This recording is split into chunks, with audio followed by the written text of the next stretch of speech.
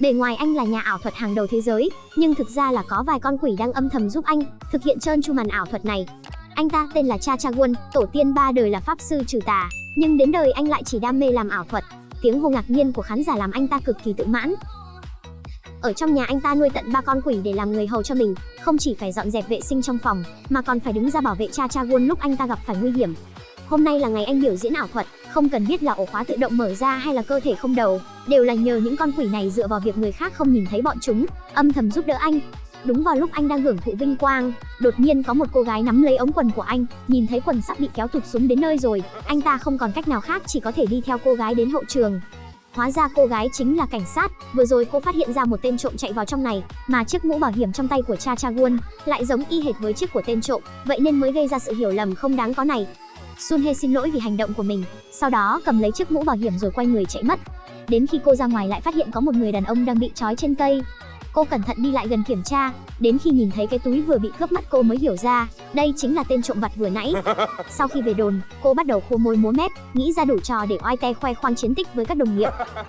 Sau khi tan làm, cô đem chiếc mũ bảo hiểm đi mượn trả lại cho hàng xóm. Nhưng người hàng xóm lại nói đây không phải mũ bảo hiểm của mình. Lúc này Sun Hye mới nhớ ra, chắc là lúc ở chỗ biểu diễn ảo thuật đã cầm nhầm rồi. Cùng lúc này, 3 con quỷ vẫn đang dọn dẹp vệ sinh, đột nhiên nhìn thấy trên mũ bảo hiểm có gắn một chiếc camera, liền đoán chắc là Chagun sợ bọn họ sẽ lười biếng nên mới lén lút gắn camera lên đó. Điều này làm 3 con quỷ cảm thấy rất tức giận. Lúc họ vừa ra ngoài thì Sun Hye và người hàng xóm lại tới chỗ biểu diễn ảo thuật. Sau đó nhờ vào thân phận cảnh sát của mình thành công đi vào được phòng làm việc. Sau khi đổi được mũ bảo hiểm xong, Sun Hye liền đem mũ bảo hiểm trả lại cho hàng xóm. Buổi tối Chagun chở theo 3 con quỷ chuẩn bị về nhà, đột nhiên nhìn thấy đằng trước có một bóng người, Chagun liền vội vàng thắng gấp xe. Sau đó bọn họ liền xuống xe để kiểm tra, mặc dù không phát hiện có ai nhưng Chagun lại nhìn thấy đèn pha của xe đã bị đụng hỏng. Đúng vào lúc anh đang cảm thấy đau lòng, đột nhiên lại có một người lao ra đã dọa bọn họ một trận. Định thần lại nhìn, hóa ra là một con quỷ khác. Anh ta vội vàng quỳ xuống cầu xin Chagun giúp anh ta hoàn thành nguyện vọng của mình. Nhưng Chagun lại không muốn lo chuyện bao đồng, mang theo 3 con quỷ rời khỏi nơi đó. Tuy nhiên con quỷ đó không hề bỏ cuộc, ngồi lì ở dưới tầng nhà Chagun. 3 con quỷ vừa về đến nhà liền đi ngủ. Sáng hôm sau lúc ăn sáng, bọn họ bắt đầu trách móc về việc mũ bảo hiểm gắn camera giám sát, làm Chagun không hiểu là có chuyện gì. Thì là để giám sát chúng tôi đó, anh đã gắn camera lên mũ bảo hiểm còn gì. Cái gì cơ? Tiêu rồi. Bọn họ liền vội vàng chạy đến phòng làm việc, thì phát hiện trên mũ bảo hiểm căn bản không hề có cái camera nào hết. Sau đó Chagun gọi điện thoại hỏi bảo vệ, thì mới biết có một nữ cảnh sát có đến để đổi mũ bảo hiểm. Chagun ngay lập tức đoán ra chính là Sun Hye, người hôm qua đã đổ oan cho mình. Nhưng vấn đề quan trọng nhất bây giờ là camera ở chiếc mũ bảo hiểm, chắc chắn đã quay lại được nhất cử nhất động của anh với 3 con quỷ. Để không bị người khác phát hiện ra bí mật của mình, anh ta đã chủ động tới sở cảnh sát tìm Sun Hye, nói rằng cái mũ bảo hiểm kia đã ghi lại được bí mật nghề nghiệp của anh rồi, và yêu cầu cô phải xóa nó đi. Nhưng Sun Hye lại nói cái mũ bảo hiểm đó là của người hàng xóm, cô đã trả lại cho người ta rồi. Chagun vừa nghe như vậy liền tức muốn chết. Đột nhiên Sun Hye lại nhận được một vụ án giết người liền lái xe chạy đi. Rất nhanh Chagun cũng lái xe theo đến hiện trường vụ án. Đúng vào lúc Sun Hye đang tìm kiếm người bị hại, Chagun lại kéo tay cô lại bảo cô đem mũ bảo hiểm đổi quay lại. Không còn cách nào khác, Sun Hye chỉ có thể gọi điện thoại cho người hàng xóm trước. Đúng vào lúc này, tiếng chuông điện thoại ở xung quanh truyền tới, bọn họ đi theo tiếng chuông tìm kiếm thì phát hiện người chết lại chính là hàng xóm. Chagun cũng nhớ ra, người này chính là người mà anh mới gặp phải tối hôm qua, nhưng Chagun lại vẫn cứ nghĩ tới cái mũ bảo hiểm của anh ta. Nên Sun Hye cảm thấy có bất thường, cô liền chạy tới nói với đồng nghiệp, nói trên mũ bảo hiểm của người chết có gắn camera, chỉ cần tìm thấy mũ bảo hiểm sẽ biết được ai là hung thủ. Nhưng tìm kiếm một vòng rồi cũng không hề phát hiện ra chiếc mũ bảo hiểm nào. Để tìm ra cái mũ bảo hiểm trước cảnh sát, bọn họ chỉ có thể đi tìm hồn ma của người chết để truy hỏi. Ở bên này Sun Hye cũng đã phát hiện ra, nơi người hàng xóm xảy ra tai nạn xe ở gần đó, hơn nữa nhìn thấy mảnh vỡ của đèn xe ở dưới đất. Nhớ lại lúc vừa rồi Chagun tìm mình, đèn xe của anh cũng bị vỡ một mảnh, lại còn vội vàng muốn tìm cái mũ bảo hiểm, nhất định là muốn tiêu hủy chứng cứ bên trong. Bọn họ đang ở trong sân tìm kiếm cái gì đó, đột nhiên cảnh sát tìm tới cửa nghi ngờ anh có liên quan tới một vụ án giết người. Nhưng Chagun nhất quyết không chịu thừa nhận, 3 con quỷ cũng đang ở bên cạnh theo dõi. Đúng vào lúc cô bóp cò, con quỷ lớn tuổi nhất chạy ra hứng chịu thay. Ông ta là quỷ mà cũng bị điện giật cho há hốc mồm rồi co giật đùng đùng. Còn Sun Hye thì cũng sững sờ không tin nổi vào mắt mình. Nhìn thấy chiêu thức này không ổn, Sun Hye liền móc ra một bình xịt hơi cay. Đúng vào lúc này, quỷ nữ liền xuất hiện, dùng thuật hút linh hồn, hút hết sạch sẽ đống hơi cay. Chuyện này làm cho Sun Hye vốn đã hoang mang lại càng hoang mang hơn, cô còn nghĩ rằng bình xịt này chắc chắn bị hư rồi, sau đó liền lấy dùi cui của mình ra. Đúng vào lúc chuẩn bị ra tay, con quỷ mập một tay nắm lấy cây dùi cui, mặc cho cô có vật lộn như thế nào cũng không hề nhúc nhích. Con quỷ mập cũng không định chơi với cô nữa liền vứt cây dùi cui xuống đất. lần này đã hoàn toàn làm cô hoảng rồi. Cô hỏi Cha Won đây rốt cuộc là có chuyện gì, Cha Won liền cúi xuống nói với cô, là quỷ. Sau đó anh liền dẫn Sun Hye về nhà của mình, đem tất cả mọi chuyện nói cho cô biết. Lúc này, Sun Hye mới biết lý do anh kiên quyết phải đi tìm cái mũ bảo hiểm là vì bên trong đã quay lại được bí mật của anh với quỷ. Cha Won nói mình đã từng nhìn thấy hồn ma của người bị hại, nhưng với thân phận là một cảnh sát, cô làm sao có thể tin tưởng câu chuyện vô căn cứ này. Sau đó liền lấy còng tay ra. Vì để làm cô tin tưởng mình, Cha Won lại gọi 3 con quỷ ra.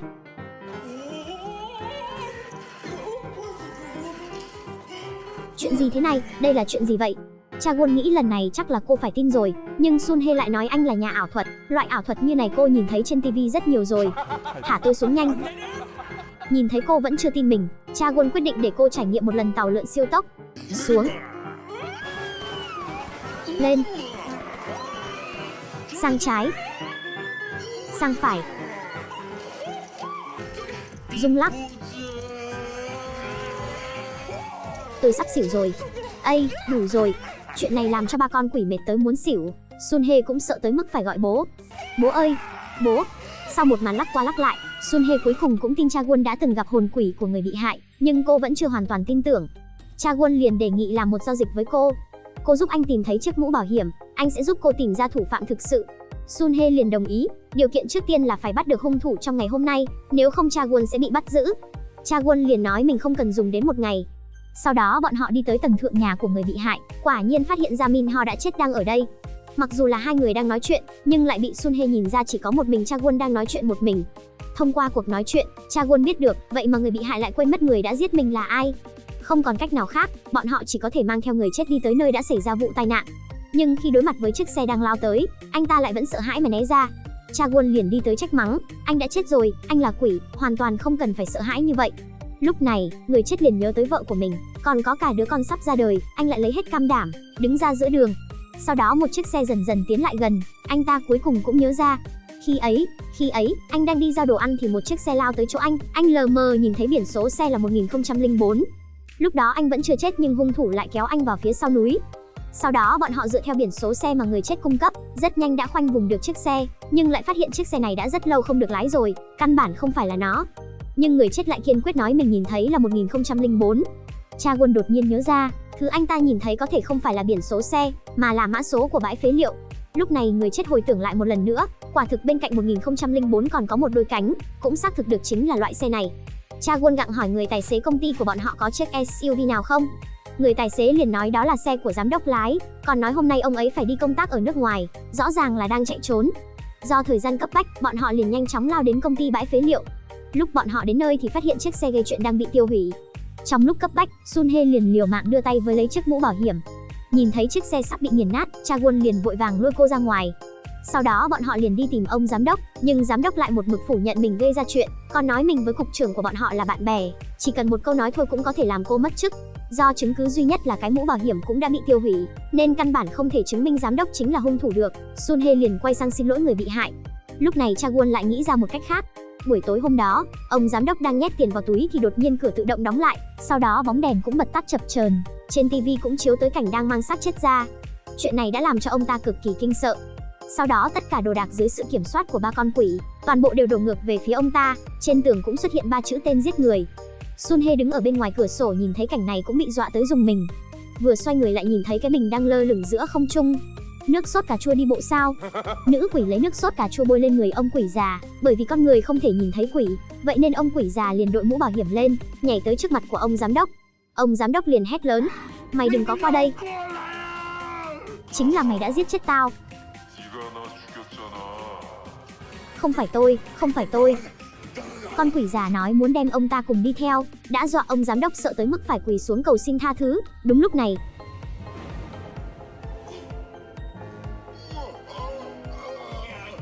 đi cùng với tôi đi. Nhìn thấy cảnh này, ông giám đốc liền bị dọa tới mức không còn tỉnh táo, vội vàng chạy ra khỏi cửa. Sau khi nhìn thấy Sun Hye thì vội vàng cầu xin cô giúp đỡ. Sun Hye liền nhân cơ hội bật ghi âm lên, sau đó liền tra hỏi ông ta có phải là kẻ đã dùng xe tông chết người hay không. Ông giám đốc liền thừa nhận tất cả mọi tội lỗi đều do mình gây ra. Vậy là tên sát nhân cuối cùng cũng bị bắt. Ngày hôm sau, Cha Won mang theo rất nhiều đồ chơi của trẻ em đến thăm vợ con của người bị hại, nói mình là bạn của chồng cô ấy. Người chết cuối cùng cũng nhìn thấy được đứa con vừa mới chào đời của mình. Nhìn gương mặt của đứa con, anh chỉ có thể để lại lời chúc phúc, cảm ơn cha Quân và mọi người nói lời cảm ơn, sau đó ôm chặt lấy vợ con của mình vĩnh viễn rời khỏi thế gian này. Trong nhà của anh ta đột nhiên xuất hiện một vị thần, sau đó vị thần liền viết lên tờ giấy một chữ, đó là chữ thầy Pháp. Viết xong ông ta giải thích đi giải thích lại, nói tái nói hồi, oằn tà là vằn, túm váy lại thì là mà muốn cha Quân trở thành một vị pháp sư. Nhưng cha Quân nói có như nào anh cũng sẽ không đồng ý, còn nói ở thời đại này pháp sư chính là đi lừa người.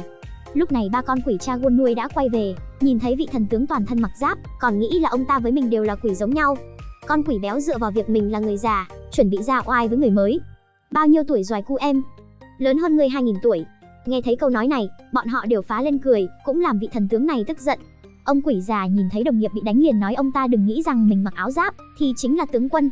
Còn chưa nói xong, một chiêu song long ra biển đã trực tiếp đánh bay lão quỷ già ra ngoài. Con quỷ nữ cũng không nhìn nổi nữa, trách ông ta dựa vào cái gì mà đánh người. Cứ như vậy, ba con quỷ bị đánh cho quay về hang ổ của mình. Mấy bọn tiểu quỷ các ngươi, vậy mà lại dám ngáng đường của thần linh. Nghe thấy câu nói này bọn họ mới biết, đây không phải là một con quỷ mà là một vị thần linh. Bọn họ liền vội vàng quỳ xuống xin lỗi. Sau này ngài sẽ là đại ca của chúng tôi. Nhìn thấy thái độ chân thành của bọn họ, vị thần tướng liền xem như đại nhân không chấp kẻ tiểu nhân. Buổi tối vị thần tướng đi tới trước giường của cha Quân. Vì anh không chấp nhận làm pháp sư nên ông ta quyết định dạy cho anh một bài học.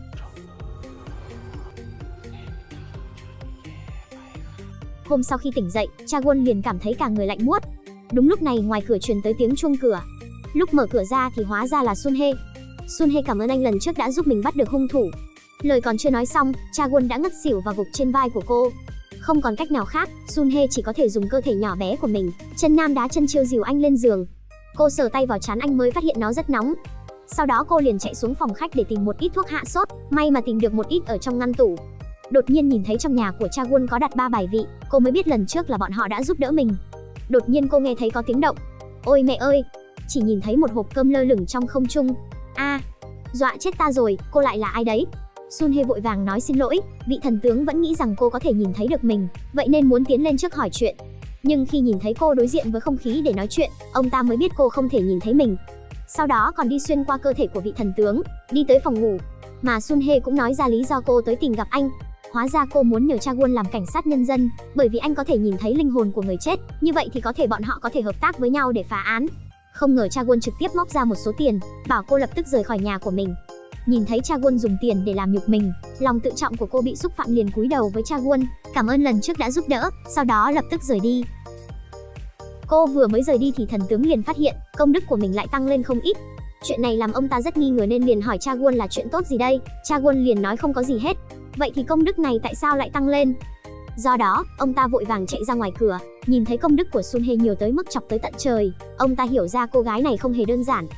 Vậy nên khi quay về phòng ông liền nói cho cha Quân chuyện quạt công đức, nhưng cha Quân lại nói đợi hạ sốt đã rồi nói sau. Nghe được câu nói này, thần tướng liền nói với anh cho dù là uống thuốc gì cũng không khỏi được đâu, còn nói đấy là do mình đã chuyển một loại tâm bệnh cho anh. Lúc này cha Quân mới nổi khùng lên, đe dọa ông ta hoặc là trị khỏi cho anh ấy, hoặc là anh sẽ không giúp ông ta chuyện công đức nữa. Không còn cách nào khác, thần tướng chỉ có thể thỏa hiệp. Sau khi cua tay múa chân xong liền gõ nhẹ vào trán anh một cái, cha Quân phát hiện quả nhiên cả người không phát sốt nữa. Thần tướng liền vội vàng nói với anh, vì vừa nãy cô gái kia đã nói lời cảm ơn với anh vậy, nên công đức liền tăng lên nhiều như thế này. Chỉ cần quạt công đức đầy, vậy thì ông ta liền sớm ngày có thể phi thăng thành thần rồi. Nhưng cha Quân lại nói có như nào anh cũng không làm pháp sư.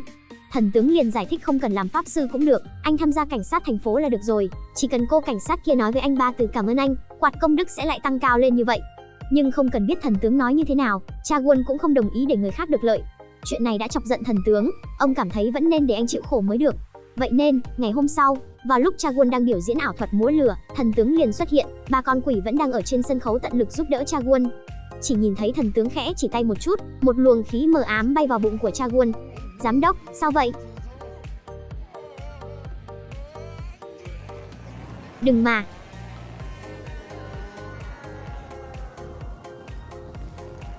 Khán giả dưới sân khấu nhìn thấy cảnh này vẫn nghĩ đây là ảo thuật, nhìn thấy cha Quân sợ tới chạy vòng vòng, bọn họ mới biết đó không phải ảo thuật.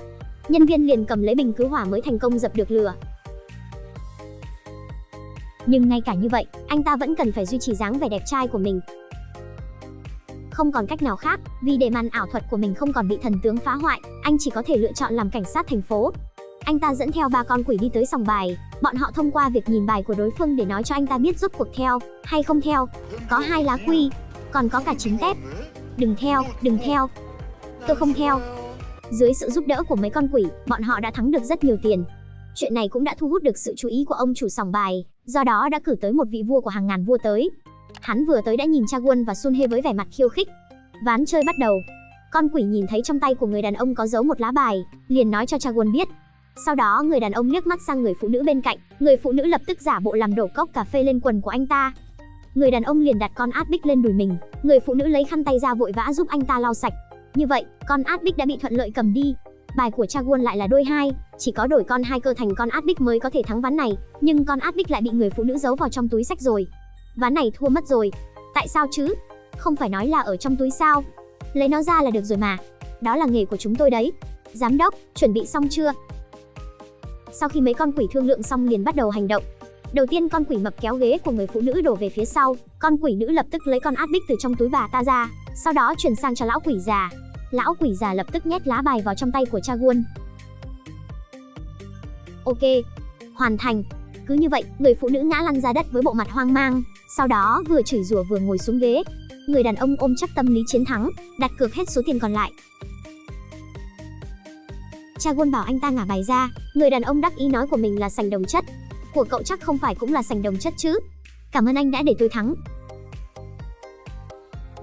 Nói xong liền định ôm toàn bộ tiền đi. Đột nhiên Chaewon giơ tay ngăn anh ta lại. Anh hãy nhìn cho kỹ nhé. Ở chỗ này. Sành đồng chất. Anh ta liền hỏi người phụ nữ bên cạnh rốt cuộc xảy ra chuyện gì. Người phụ nữ cũng vội vàng lấy con bài từ trong túi xách ra, thì phát hiện át bích đã biến thành 2 rô rồi. Chuyện này đã dọa cô ta sợ rồi. Chaewon cũng nói với người đàn ông, lần sau đừng vội kết luận sớm như vậy. Ba con quỷ vui tới mức nhảy vòng vòng. Đúng vào lúc bọn họ đang chuẩn bị thu tiền lại, cảnh sát liền đột nhiên ập vào, dọa 2 người bọn họ sợ chết ngất. Mặc dù bọn họ cũng là cảnh sát, nhưng lần này là một cuộc điều tra bí mật, vậy nên không thể bị đồng nghiệp phát hiện ra. Chaewon cầm lấy tiền chuẩn bị chạy trốn, kết quả túi tiền lại bị người khác đụng rơi xuống đất. Anh ta đang định đi nhặt liền bị đồng nghiệp phát hiện, dùng một chân dẫm lên túi tiền. Chaewon vội vàng cúi đầu xuống, sợ bị nhận ra. Sau đó nhân lúc đồng nghiệp không chú ý, anh ta liền cầm lấy túi tiền chuẩn bị chạy, nhưng túi tiền vẫn là bị đá bay mất. Sau đó túm lấy tay Chaewon vật anh xuống đất. Sun Hye nghe thấy tiếng động liền cầm lấy bình cứu hỏa phun vào 2 người họ. Chaewon liền nhân cơ hội nhặt lấy túi tiền, 2 người dìu nhau chạy trốn. Ba con quỷ cũng nhân cơ hội dập hết cầu giao điện. Như vậy, 2 người bọn họ thành công chạy thoát. Chaewon thích thú mở túi đựng tiền ra. Bất ngờ chưa bà già? Một tờ tiền cũng không có. Tiền của tôi đâu rồi? Sao lại còn có cả táo? Lúc này anh ta mới đột nhiên nhớ ra, vừa nãy có 2 cái túi giống nhau, chắc chắn là lấy nhầm rồi. Tiền của tôi. Cô gái đưa một cụ già mất trí về nhà, ông lão liền lấy ra 100 triệu để làm quà cảm ơn. Sun Hye nhìn thấy cục tiền dày sụ, hoài nghi hỏi ông lão lấy từ đâu ra. Tôi đào ở dưới đất lên đấy. Ông đào từ dưới đất lên ạ? Ông lão nói là ở trong vườn nhà mình trồng được, làm cho Sun Hye rất ngạc nhiên. Vậy nên cô liền theo ông lão đi tới trong vườn, quả nhiên ở dưới đất phát hiện một lượng tiền mặt lớn. 2 người đào cả nửa ngày vẫn chưa đào hết. Ông lão còn nói hôm nay thu nhập được cũng khá ổn, làm Sun Hye càng hoang mang. Bởi vì tiền quá nhiều, bọn họ liền gọi cả máy múc đất tới để đào, cảnh sát cũng phong tỏa lối vào xung quanh lại. Không lâu sau tất cả tiền mặt bên trong đều được đào lên, khoảng chừng có 100 tỷ. Buổi tối Chaewon nhìn thấy bản tin trên TV. 100 tỷ, 100 tỷ, 100 tỷ, 100 tỷ. Chuyện này làm anh ta rất tức giận, anh cảm thấy bản thân đã bỏ lỡ 100 tỷ đó, bởi vì lúc sáng nay, lúc được nhờ đưa ông cụ về nhà, anh còn nói dối mình có việc bận, bây giờ anh ta tiếc đứt hết ruột. Đúng vào lúc này, chuông cửa lại kêu. Hóa ra là Sun Hye tới tìm anh. Sau khi 2 người đi tuần tra một vòng, Sun Hye nói cô có chút lo lắng cho ông lão, phải đến đó xem thử. Chaewon vừa nghe xong liền vội vàng nói anh ta cũng phải đi chia buồn với ông lão. Thực ra là muốn đi xem thử còn có thể đào được tiền hay không. Đúng lúc này, 3 tên xã hội đen đang ép buộc ông lão trả tiền cho bọn họ, còn nói con nợ thì cha trả. Đúng lúc này Sun Hye đẩy cửa bước vào, cô bước vào phòng khách nhưng lại phát hiện không có ai. Nhưng mấy người lại chính là đang ở trong phòng khách, chỉ đến khi Chaewon tới mới tách mấy người bọn họ ra.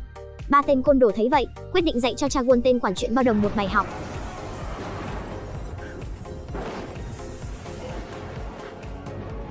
Đám tiểu quỷ to gan. Hóa ra là vị thần tướng, bọn họ bị dọa sợ tới mức quỳ xin. Đúng vào lúc này Sun Hye đi vào, nhưng lại chỉ nhìn thấy một mình Chaewon đang nói chuyện một mình.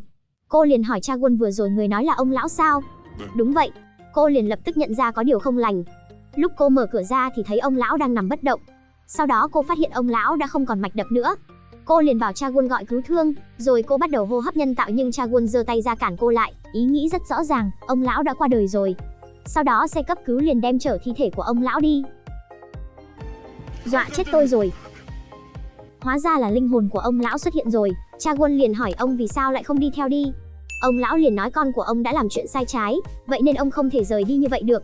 Nghe thấy cuộc trò chuyện của hai người, Sunhae mới biết được là linh hồn của ông lão. Sau khi biết được tâm nguyện của ông lão, bọn họ liền quyết định sẽ hoàn thành ý nguyện của ông, giúp con của ông đi đúng đường. Chagun đang định từ chối thì vị thần tướng xuất hiện, bảo anh bắt buộc phải giúp đỡ, như vậy mới có thể làm cho công đức tăng lên nhanh hơn một chút. Không còn cách nào khác, bọn họ chỉ có thể dẫn theo ông lão về nhà. Ông lão nói lúc ông còn trẻ cũng nghiện cờ bạc, do đó mới làm cho sự nghiệp, gia đình tan nát. Sau khi vợ mất, con trai cũng vì hận ông mà bỏ nhà ra đi. Từ đó, mỗi ngày ông đều làm việc để chuộc lại lỗi lầm của mình, thậm chí ông còn đưa hết tiền mình kiếm được cho các tổ chức phúc lợi. Cứ như vậy không biết là đã qua bao nhiêu năm, con trai lại chủ động tới tìm ông, hơn nữa còn mua cho ông một căn nhà mới, còn mở một viện dưỡng lão. Nhưng cho đến một buổi tối, người con trai trở nên rất kỳ lạ, đem rất nhiều tiền chôn ở trong vườn. Sau đó ông biết được con trai dựa vào cờ bạc ở trên mạng để lừa tiền. Mấy con quỷ này chính là một trong số những người bị hại. Đúng là cha nào con đấy mà, ông lão cũng đem hết tội đều đổ lên đầu mình. Mấy con người bàn chuyện cả nửa ngày trời rồi, lúc Sunhae nhìn thấy, lại chỉ có một mình Chagun đang tự nói chuyện. Để tìm thấy con trai của ông lão, bọn họ bắt buộc phải tìm cách liên kết với sòng bài trên mạng trước. Mà ở bên này dưới tầng hầm, con trai của ông lão đang thông qua việc viết code để kiểm soát một canh bạc lớn. Việc này thậm chí còn lan rộng trên khắp cả nước. Không lâu sau bọn họ đã khoanh vùng được địa điểm, vậy nên hai người bọn họ mới cải trang đến đây, dựa vào mấy con quỷ mà thắng được rất nhiều tiền. Cứ như vậy, bọn họ có được tư cách để bước vào một sòng bài lớn hơn. Đây chính là trang web ở trên danh thiếp, cũng chính là mục đích của bọn họ. Sau khi có được trang web dẫn ra được con trai của ông lão, bọn họ liền trở về nhà. Nữ quỷ học bà chuẩn bị thông qua địa chỉ trang web để phá giải canh bạc này. Nhưng không ngờ cô căn bản không phải là đối thủ của con trai ông lão. Cùng lúc này, người đàn ông nhìn thấy số tiền đang tăng lên vù vù thì vô cùng vui sướng. Ngày hôm sau bọn họ lại tìm tới gặp linh hồn của ông lão, hỏi nơi mà con trai ông có thể ở, nhưng ông lão lại không thể nói ra. Lúc này Chagun nghĩ tới ở trước mặt viện dưỡng lão, sao lại có nhiều lỗ thông hơi như vậy, rất có thể đó chính là máy chủ. Do đó bọn họ nhân lúc trời tối liền đi tới viện dưỡng lão, mấy con quỷ liền đi vào bên trong để tìm kiếm, ngay cả cột nhà cũng không bỏ qua. Không lâu sau đã phát hiện ra có một căn phòng khác ở bên dưới nhà bếp. Lúc bọn họ đẩy tủ lạnh sang một bên quả nhiên nhìn thấy có một cánh cửa. Sunhae đang định xông vào liền bị Chagun ngăn lại, bởi vì anh ta muốn độc chiếm số tiền ở bên trong. Cuối cùng dưới sự dụ dỗ của Chagun, Sunhae liền đồng ý. Cùng lúc đó, người đàn ông thông qua camera nhìn thấy Chagun. Không lâu sau, Chagun đã tìm thấy nơi này. Anh ta tiến lên vội vàng nói mình tới không phải là để bắt anh ta. Người đàn ông hỏi anh ta vậy tới đây làm gì? Chagun nói rất nhiều lời vớ vẩn, nhưng ý định cuối cùng chính là anh đưa tiền cho tôi sẽ để anh đi. Người đàn ông liền đồng ý rồi hỏi anh ta cần bao nhiêu tiền. Tôi cần 1 tỷ. Người đàn ông rất nhanh gọn, cầm ra 1 tỷ ném tới trước mặt anh ta. Đúng vào lúc Chagun nhặt tiền lên, người đàn ông đột nhiên rút ra một con dao, chĩa về phía anh và nói phải lấy mạng của anh. Đều ra đây cả đi. Hóa ra anh ta đã có 3 con quỷ làm bảo vệ. Đúng vào lúc này, con quỷ đòi nợ biết được tin tức đã chạy tới đòi giết chết người đàn ông. 3 con quỷ sợ sẽ xảy ra án mạng liền giữ bọn họ lại. Chagun ở bên này vô cùng bi thảm, không hề thấy 3 con quỷ xuất hiện. Người đàn ông hoang mang nhìn anh ta. Các vị, nhưng lại không hề có động tĩnh gì. Không thể vào được, ngăn bọn họ lại.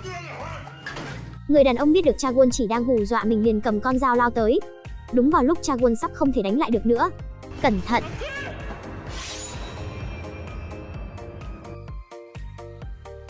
Trong lúc mơ hồ, Chagun dường như nhìn thấy được kiếp trước của mình. Với thân phận là một cảnh sát, Sunhae vẫn là có thân thủ, không lâu sau đã đánh bại người đàn ông rồi, mà Chagun lại vì một cảnh ký ức thoáng qua kia kinh ngạc nhìn Sunhae. Trong sở cảnh sát, thông qua thẩm vấn bọn họ liền biết được, hóa ra người đàn ông hận bố của mình là một người nghiện cờ bạc, bỏ rơi vợ con, mà tất cả những điều anh ta làm chính là để trả thù người bố, trả thù tất cả những ông bố nghiện cờ bạc như bố mình. Lúc này Chagun lấy quyển sổ tiết kiệm của bố anh ta ra, nói cho anh ta biết bố anh ta vào 20 năm trước đã biết sai rồi, hơn nữa sổ tiết kiệm là để tên của anh ta. Lúc người đàn ông nhìn thấy tên mình trên cuốn sổ tiết kiệm, anh ta liền run rẩy. Sunhae nói bố anh ta vốn dĩ không hề xin lỗi anh ta, là bởi vì ông tìm con trai mình, tìm tới mức mắc bệnh Alzheimer. Người đàn ông nghe xong chuyện thì cực kỳ hối hận. Trên đường đi vào buồng giam, nghĩ tới buổi tối mà bố qua đời, anh ta nhìn thấy người bố đau khổ quỳ dưới mặt đất, nhưng lại bởi vì trong lòng đang còn nỗi hận mà quay người rời đi. Không ngờ rằng lần rời đi này lại chính là lần vĩnh biệt với người bố của mình. Nghĩ đến những điều này, anh ta đau khổ quỳ trên mặt đất. Tại sao lại chết sớm như vậy? Tại sao? Lúc này linh hồn của ông lão cũng tới rồi, nói với con trai một lời xin lỗi, cũng là nói lời xin lỗi với người vợ đã mất, sau đó ôm chầm lấy con trai của mình, mang theo sự tự trách vĩnh viễn rời khỏi thế gian này. Vị thần này chạy tới nhân gian để tắm rửa. Đúng vào lúc ông ta đang chuẩn bị bung lụa thì đột nhiên Cha Quân xông vào, tiến tới múa máy lung tung, dọa ông ta một trận. Cha Quân nói với ông ta đêm hôm qua anh nằm mơ thấy một giấc mơ kỳ quái. Mơ thấy ở dưới đáy biển sâu có mấy cái hồ lô mang theo chữ cổ gọi anh ta. Thần tướng nghĩ rằng do anh chuyện bé xé ra to, nhưng giấc mơ này thật sự rất chân thực. Cùng lúc này, vài ngư dân đang đánh cá ở trên biển, trong đó có một ngư dân vớt được một cái hồ lô mang theo ký tự cổ, anh ta nghi ngờ đưa cho đồng nghiệp xem. Người đàn ông cầm lấy cái hồ lô rồi đi tới bên kia thuyền để mở ra xem, chỉ nhìn thấy bên trong thoát ra một luồng khí đen, rồi bay vào miệng vào mũi người đàn ông. Người đàn ông ngay lập tức cảm thấy không ổn, dường như giống như bị một thứ gì đó nhập vào, sau đó anh ta liền quỳ xuống mặt đất. Lúc này ngư dân nhận ra người đàn ông đã lâu như vậy mà vẫn chưa quay lại, liền đi qua tìm anh ta. Tae Chun, cậu sao vậy?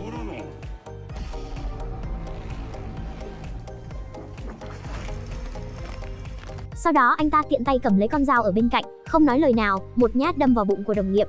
Tiếng hét kinh sợ của đồng nghiệp vang lên. Không lâu sau đã đến lượt 3 người khác, nhưng anh ta đã bị ác quỷ nhập vào người rồi, hoàn toàn mất đi lý trí. Sau khi đã sát hại toàn bộ bọn họ xong, anh ta liền ném hết xuống biển. Ngày hôm sau, Sun Hye nhìn thấy ở trên mạng tin tức liên quan tới 5 ngư dân đã mất tích. Lúc đang nhìn vào bức ảnh chụp ngư dân, cô hình như nhận ra được cái gì đó, liền lập tức cầm điện thoại lên. Sau khi phân tích so sánh, người đàn ông này không phải là sát thủ trăng tròn sao?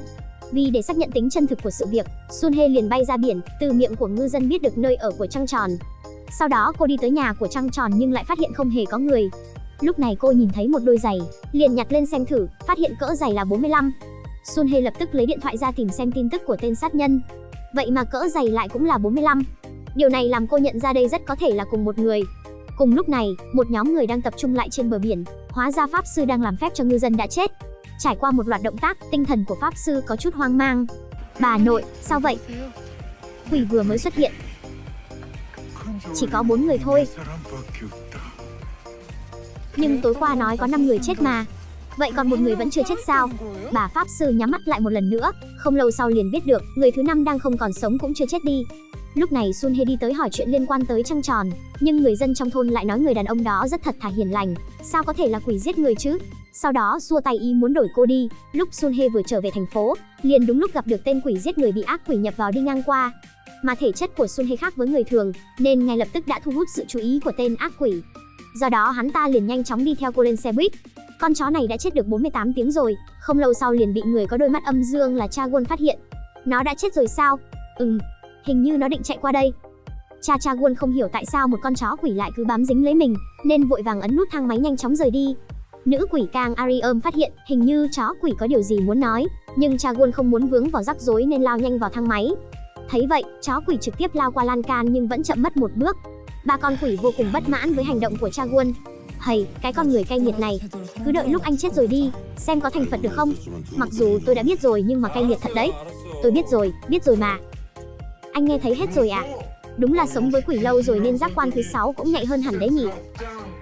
Cha Won không còn cách nào khác, chỉ đành gọi điện cho Sun Hye. Sun Hye vừa mới nghe đến chữ chó thôi đã kích động tới mức nhảy dựng cả lên. Thì ra mấy hôm trước có một cậu bé đến đồn cảnh sát báo án, cậu bé nói rằng chó của mình đã mất tích nên khi Sun Hye nghe thấy mới kích động như vậy. Rất nhanh sau đó cô đã chạy đến nơi Cha Won làm việc. Cún con, mày ở đâu vậy? Sun Hye tìm hết một lượt mà vẫn không thấy chú chó kia đâu. Cô còn cho rằng Cha Won để nó ở bên ngoài, anh nói nó chết rồi. Đúng vậy. Sun Hye không tin nên lấy ảnh của chú chó ra để xác nhận lại. Cha Won nói rằng anh không hề nhìn thấy cái vòng màu đỏ đó, vậy nên sau đó anh đưa Sun Hye đến bãi đậu xe tìm kiếm. Quả nhiên chú chó kia vẫn đứng ở bên cạnh xe của Cha Won, vừa trông thấy anh nó liền chạy ngay đến. Mãi đến khi túi của Cha Won rơi xuống đất, bọn họ mới kinh ngạc phát hiện ra chú chó đã ngoan ngoãn ngồi yên. Sun Hye vừa nhìn đã biết đây là hành vi của chó đánh hơi. Sau khi phát hiện ra thuốc phiện, Sun Hye tiến lên phía trước, cầm gói cà phê rơi ra từ túi của Cha Won lên. Cô hỏi gói cà phê này là ai đưa cho anh? Cha Won nói đây là của một vị khách của mình. Rất nhanh, Sun Hye xem lại camera ghi hình, phát hiện từ lúc còn sống, chú chó đã biết vị khách kia của Cha Won hút thuốc phiện rồi. Cũng vì cô ta sợ chuyện này bị lộ ra nên đã sai tài xế lái xe đè chết nó. Ở bên này, Cha Won đem linh hồn chú chó kia về nhà. Ba con quỷ chơi đùa với nó vô cùng vui vẻ. Lúc nữ quỷ Arium dắt chó đi dạo thì bắt gặp Sun Hye đang đứng chờ đèn đỏ. Đột nhiên chú chó liên tục muốn lao về phía một người đàn ông mặc đồ đen, mà người đàn ông này chính là người đã lái xe đâm chết nó khi trước. Rất rõ ràng, tên này chính là một tên buôn ma túy. Arium không ngừng hét lên gọi Sun Hye, nhưng Sun Hye căn bản không thể nào nghe được tiếng của quỷ. Lúc này, Arium nhìn thấy bên cạnh có chiếc xe máy, nên dùng kính phản quang để thu hút sự chú ý của Sunhae. Lập tức cô nhận ra tên này chính là tên tài xế ở trong camera ghi hình hôm trước, vì thế cô âm thầm bám theo hắn ta, sau đó phát hiện ra hang ổ của bọn chúng. Sunhae liền gọi điện về cho đồng nghiệp, nhưng cô còn chưa kịp nói hết thì đã bị bọn tội phạm phát hiện ra. Cứ như vậy, cô bị bọn chúng bắt đi. Nữ quỷ Arium lúc này đứng ở bên ngoài đã nhìn thấy hết mọi chuyện. Một lúc sau, một chiếc xe xuất hiện đâm vào mấy tên tội phạm, thì ra là Chaewon. Không nói nhiều lời, anh lập tức lao vào đánh nhau với lũ tội phạm. Ba con quỷ cũng tham gia vào trận chiến này, đến cả chú chó cũng vào tham chiến luôn. Một trận hỗn chiến giữa người với quỷ cứ duy trì như vậy vài phút, phe Chaewon đã giành được chiến thắng. Cảnh sát lúc này cũng đã đến hiện trường. Cứ như vậy tất cả lũ tội phạm buôn bán ma túy đều đã được tóm gọn. Và để có được công lao to lớn này, không thể không kể đến chú chó đã chết này. Nó đã dùng chính sinh mệnh của mình để đổi lấy chiến tích này. Chuyển cảnh, ông chồng này muốn bán đất nhưng bà vợ nói, trừ khi bà chết đi mới cho ông bán. Thế là sau khi về đến nhà, ông chồng liền đeo găng tay, cầm cây gậy bóng chày, tiến vào phòng của bà vợ, sau đó đóng cửa lại thật chặt và... Vài phút sau, người vợ đã bị hắn đánh đến chảy máu đầu đến chết. Lão chồng vô cùng vui vẻ ngắm nhìn bà vợ vừa bị mình đánh chết này, rồi cầm cây gậy đánh bóng chày lên nhét vào một chiếc túi màu đen. Một lát sau, một băng nhóm xã hội đen tiến vào trong quán, không nói lời nào, cứ thế đập phá đồ đạc trong quán. Thì ra chính bọn chúng là người hôm qua đề nghị mua đất với bà vợ, nhưng bà kiên quyết không chịu bán. Bọn chúng còn lôi một con dao ra để đe dọa, và hôm nay lại tiếp tục đến đây gây rối. Cũng vì vậy mà bọn chúng bị cảnh sát bắt lại. Điều kỳ lạ là, cảnh sát tìm thấy cây gậy bóng chày gây án ở phòng bọn chúng. Heo Chong Ho nói rằng đây là lần đầu tiên hắn nhìn thấy cây gậy này, còn nói lúc bọn họ đến quán, Jo Min Sok đã chết rồi. Rất rõ ràng anh cảnh sát này có chút không tin tưởng những lời ông ta nói. Trong bệnh viện, sứ giả âm phủ đến đón linh hồn của Min Sok đi, nhưng không ngờ bà lại cãi nhau một trận với vị sứ giả, còn nói mình vẫn chưa có chết, nói thế nào cũng không để sứ giả đưa mình đi. Bà còn muốn Diêm Vương đến nói chuyện cho ra nhẽ với mình. Cái gì? Ngươi lại dám muốn Diêm Vương đại nhân đích thân đến tìm ngươi hả? Đúng vậy đấy. Con đàn bà to gan này. Nhìn thấy hai người này cãi nhau không ngừng nghỉ, Chaewon đành phải chen vào làm người giảng hòa. Bỗng nhiên Sunhae từ bên ngoài bước vào trong phòng bệnh, nhìn thấy Chaewon đang một mình tay chân múa loạn xạ cả lên. Anh đang làm gì vậy? Không có gì. Sau đó Chaewon bảo bà chị Min Sok trước tiên cứ ngồi xuống đi đã. Sứ giả, anh đi ra ngoài đi. Sứ giả âm phủ chẳng còn cách nào khác ngoài việc đi ra ngoài chờ cả, dù sao ở đây bọn Chaewon nhiều người hơn. Lúc này Chaewon mới nói với Sunhae, vừa rồi sứ giả âm phủ vừa cãi nhau với bà chị kia một trận. Sunhae vừa nghe xong, cho rằng Min Sok đã chết rồi, nhưng Chaewon nói rằng bà ta chỉ đang trong trạng thái hôn mê mà thôi, nên linh hồn mới ra khỏi cơ thể. Min Sok nói rằng bà nhất định sẽ không rời đi, nhất định phải tóm cho bằng được hung thủ. Chaewon truyền đạt lại lời của bà chị Min Sok cho Sunhae. Sunhae nói rằng cảnh sát đã bắt được hung thủ rồi, nhưng bà Min Sok lại nói, kẻ giết tôi là kẻ khác. Cái gì cơ? Đột nhiên lúc này chồng của Min Sok đi đến đây, còn giả vờ đau khổ nói, bà xã, người hại chết em đã bị bắt rồi, em nhất định phải nhanh chóng khỏe lên đấy. Lúc này linh hồn của Min Sok ở bên cạnh nước mắt giàn giụa. Con ác quỷ đã giết tôi chính là người này.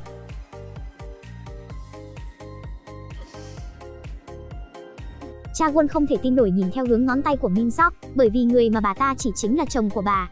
Trước đây không lâu, anh với Sunhae còn nhìn thấy hai người bọn họ tình tứ ân ái với nhau, mà bây giờ mọi chuyện lại thành ra như vậy. Sau đó, bà chị Min Sok đem toàn bộ quá trình lão chồng sát hại bà ra kể cho Chaewon nghe. Sunhae biết được mọi chuyện thì vô cùng phẫn nộ. Cô hứa với Min Sok rằng sẽ bắt được tên hung thủ. Nhưng lúc này phía cảnh sát đã coi lũ xã hội đen kia mới là hung thủ, vì hung khí được tìm thấy ở trong phòng bọn chúng. Chaewon chắc chắn rằng hung thủ đã tìm cách chuyển hung khí tới chỗ bọn xã hội đen. Lúc này, sứ giả âm phủ lại chạy đến chỗ bọn họ, hỏi có phải bọn họ đã quên mất chuyện gì rồi không, nhưng chẳng có ai thèm để ý ông ta cả. Sunhae cũng đột nhiên nhớ ra ở cửa siêu thị có gắn camera, nói xong lập tức chạy đi kiểm tra video ghi hình. Sau khi Sunhae rời đi, Chaewon mới chú ý đến vị sứ giả âm phủ kia. Còn sứ giả thì cũng đến sa mạc lời với đám này, cứ thế trực tiếp nắm lấy tay Min Sok định lôi xuống âm phủ. Không phải lúc nãy nói rằng thời gian chết là 11h30 sao? Tôi thấy đã đến giờ đâu. Sứ giả âm phủ nói rằng ông ta vẫn còn có nơi khác phải đi, cứ đi đi lại tốn nhiều thời gian lắm. Vừa nói xong ông ta lại kéo tay Min Sok lôi đi, may mà có Chaewon cản lại. Anh nói không phải sau khi người ta chết đi, sẽ để cho linh hồn có 3 ngày để tổ chức tang lễ sao? Hình như đúng là có nguyên tắc này thì phải. Nghe vậy Chaewon nói rằng anh sẽ đến âm phủ để báo cáo ông ta. Lúc này sứ giả đã có chút sợ hãi, ông ta vội vàng lấp liếm rằng người ta thường sẽ chuẩn bị thức ăn cho sứ giả trong 3 ngày này, mấy người thì chẳng có cái quần què gì cả. Nói xong lại túm lấy tay bà chị Min Sok đi, may mà Chaewon lại cản lại, nói rằng anh cũng sẽ chuẩn bị thức ăn cho ông ta. Vậy chúng ta nhanh đi thôi. Cùng lúc này, mấy con quỷ trong nhà Chaewon nghe tin sứ giả âm phủ sắp đến, sợ bị bắt đi nên vội vàng thu dọn hành lý chuẩn bị rời đi. Đột nhiên thần tướng quân xuất hiện nói với bọn họ không cần phải sợ, tôi sẽ bảo vệ các cậu.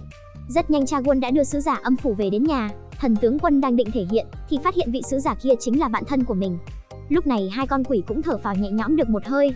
Vì để giữ sứ giả âm phủ ở lại 3 ngày, mấy người bọn họ không chỉ cung cấp đồ ăn cho ông ta mà còn đưa ông ta đi chơi, còn cho ông ta ngồi vòng quay ngựa gỗ mà ông ta thích nhất nữa. Ở một bên khác, Sunhae xem camera giám sát thì phát hiện lúc đó tên sát nhân đi tay không ra ngoài, không hề cầm theo bất kỳ chiếc túi màu đen chứa hung khí nào cả.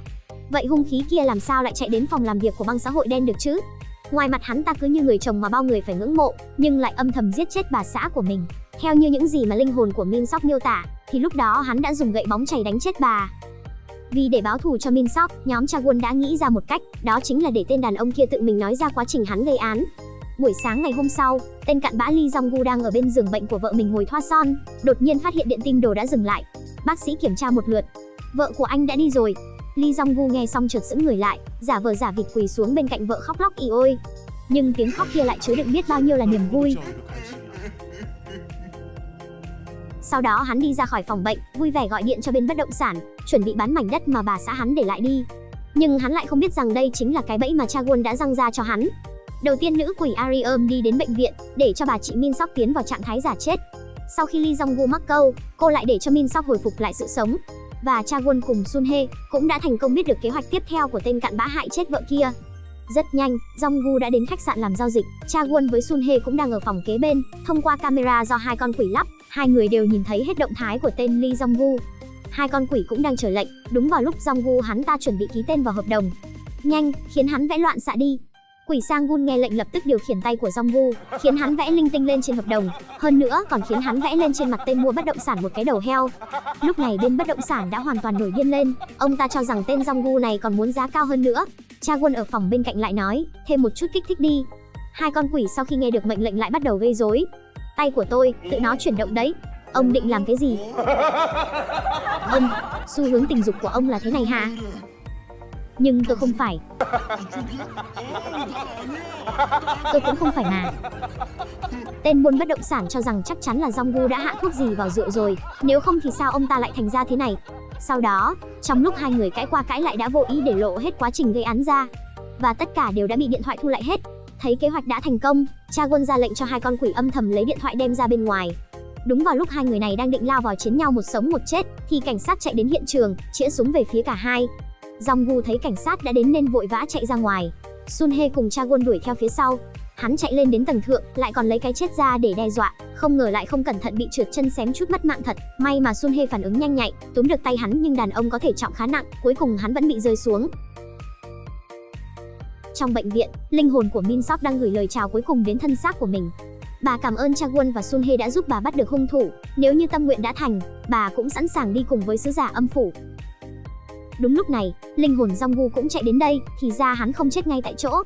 Hai vợ chồng vừa gặp nhau lập tức cãi nhau sùm cả lên. Sứ giả âm phủ không nhìn nổi nữa, nên xông lên để hai người bọn họ cách nhau xa ra một chút, sau đó lấy ra cuốn sách sinh tử. Min Sok nói rằng không cần phải phiền phức như vậy làm gì. Sứ giả nói rằng ông phải niệm 3 lần cái tên ở trên sổ sinh tử mới có thể hoàn toàn tách linh hồn và thể xác ra khỏi nhau. Jong-gu đắc ý vẫy vẫy tay nói bye bye với bà xã. Lee, Jong-gu. What the hell? Hả? Tôi á? Đéo hiểu kiểu gì. Tất cả mọi người đều nghệt hết ra, không hiểu chuyện gì cả. Lee Jong-gu, cái gì vậy? Sao lại gọi tên của tôi?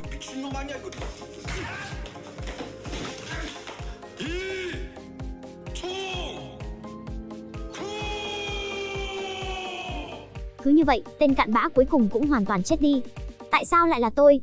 Sứ giả âm phủ đưa sổ sinh tử cho hắn xem, nói với hắn rằng tên của vợ hắn đã được thay bằng tên của hắn rồi. Min Sok cũng vô cùng nghi hoặc hỏi sứ giả rốt cuộc chuyện này là sao. Sứ giả nói rằng bà đã cứu sống được rất nhiều cô nhi và địa phủ, cũng nhận được rất nhiều đơn kiến nghị.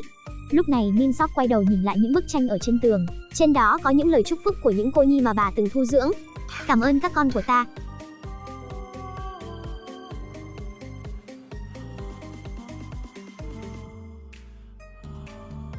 Cứ vậy, dưới lời cầu nguyện chân thành của tất cả mọi người, ông trời cũng thương xót bà, thì ra người tốt thật sự sẽ nhận được cái kết có hậu. Lúc này sứ giả âm phủ cũng tóm chặt lấy tay tên Jong-gu cặn bã, sau đó vẫy tay tạm biệt mọi người ở đây. Cảm ơn. Sau khi sứ giả rời đi, linh hồn Min Sok cũng quay trở về thể xác và tỉnh lại. Chàng trai này có cặp mắt âm dương, anh nói với cô gái trước mặt, bên kia có một con ma độc thân, một khi hắn cảm nhận được có cô gái nào đang nhìn chằm chằm hắn, thì sẽ bám theo cô ấy không chịu buông.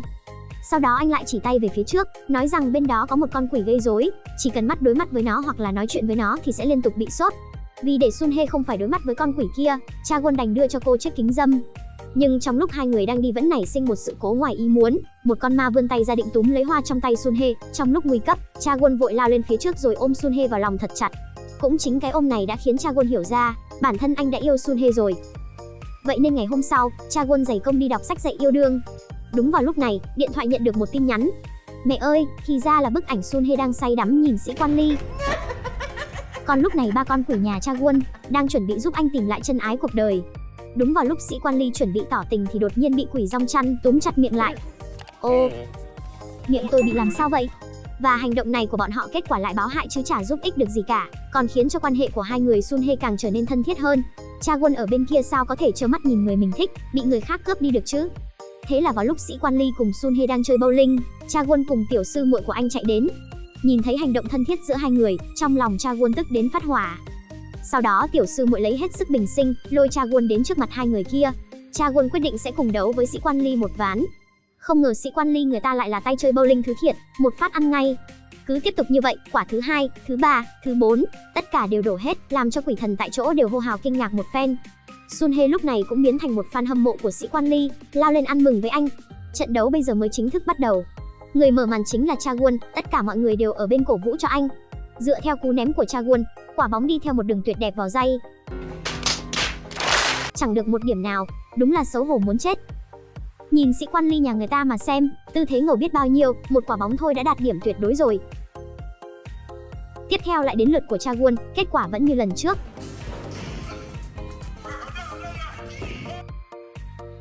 Nhìn thấy Sĩ Quan Ly lại lần nữa đạt điểm tuyệt đối khiến anh không thể đứng im ngồi nhìn. Lại nhìn thấy hai người Sun Hye cùng Sĩ Quan Ly thân mật ăn mừng chiến thắng với nhau, anh quyết định mình phải nghiêm túc. Mấy con quỷ không thể xem nổi nữa, thật là quá mức mất mặt. Một người 13 điểm, một người 119 điểm, cứ tiếp tục như vậy chắc chắn không được, vì vậy thần tướng Quân sai mấy con quỷ đi giúp Cha Won. Vào lượt tiếp theo của Cha Won, nữ quỷ Arium trực tiếp hất đổ hết số pin. Ozia, đổ hết. Lần này Sĩ Quan Ly không thể nào tin nổi vào mắt mình. Ném bóng như thế mà pin cũng đổ được cơ á. Nhưng lượt tiếp theo của Cha Won mới càng vô lý, bóng chạy lệch cả hướng rồi, mà lại tự động trồi lên đúng hướng, sau đó làm đổ hết pin. Lần này đã khiến Sĩ Quan Ly được mở mang đầu óc, như thế mà cũng được ấy hả? Đổ hết. Lượt cuối cùng lại càng quá đáng hơn, hai con quỷ chạy lên, cứ như đang đá bóng vậy, trực tiếp đá bóng vào khung, giành toàn bộ số điểm.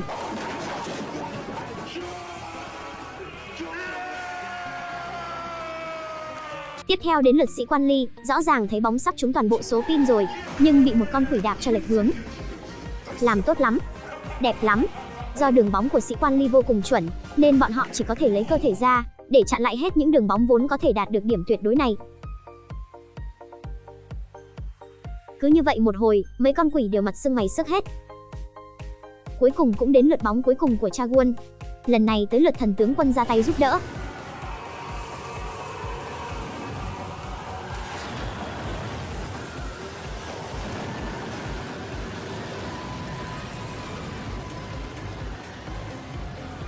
Thủ pháp khoa trương của tướng Quân đã làm tường bị thủng một cái lỗ rộng đến tận 2 mét. Nhưng không cần biết bọn họ làm thế nào, cũng không ngăn được Sĩ Quan Ly tỏ tình với Sun Hye. Nhìn những cử chỉ thân mật của hai người bọn họ, Cha Won nắm chặt hộp nhẫn đã chuẩn bị sẵn để tỏ tình với Sun Hye. Anh không hiểu mình thua kém chỗ nào, sau đó Cha Won buồn bã âm thầm rời khỏi. Ai mà ngờ Sun Hye không hề đồng ý lời tỏ tình của Sĩ Quan Ly. Nhìn thấy Cha Won vì tình mà ngày một gầy đi trông thấy, thần tướng Quân bảo anh cứ mạnh dạn mà đi theo đuổi Sun Hye đi, bởi vì kiếp trước anh với cô ấy vốn dĩ là người yêu của nhau. Có phải dạo này ông xem phim nhiều quá không hả? Thần tướng Quân nói rằng bản thân ông đã sống đến hơn 2000 năm rồi, có cái gì mà ông lại không biết. Khi Cha Won hỏi tại sao trong mơ anh luôn thấy Sun Hye chết trước mắt mình, thì thần tướng Quân lại ấp úng như đang che đậy điều gì đó. Phim chuyển cảnh, một cô gái mặc váy trắng cứ quanh quẩn ở cửa đường hầm. Sun Hye nhìn thấy liền bảo cô ta nhanh tránh ra chỗ đó. Nhanh tránh ra đi cô gì ơi. Đúng rồi đấy.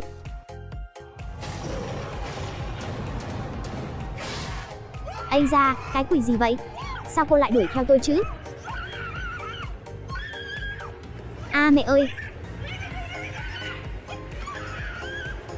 Rất nhanh sau đó Sun Hye chạy đến nhà của Cha Won, tìm ba con quỷ trong nhà anh giúp đỡ. Hai người, ba quỷ sau khi biết được tình hình lập tức chạy đến cửa đường hầm. Chính là con quỷ kia sao? Đúng là cô ta. Bọn họ cảm thấy con quỷ này có chút nguy hiểm, vẫn nên cẩn thận một chút thì hơn. Cha Won vừa nghe đã chém gió rằng bản thân còn từng phong ấn quỷ, con quỷ nhỏ này có gì khó, một mình anh đánh 10 con còn được. Đi. Sau đó Cha Won kéo theo cả nhóm tiến về phía trước. Này, con quỷ kia, nói chuyện với tôi đi. Sao cô cứ đứng mãi ở đó thế?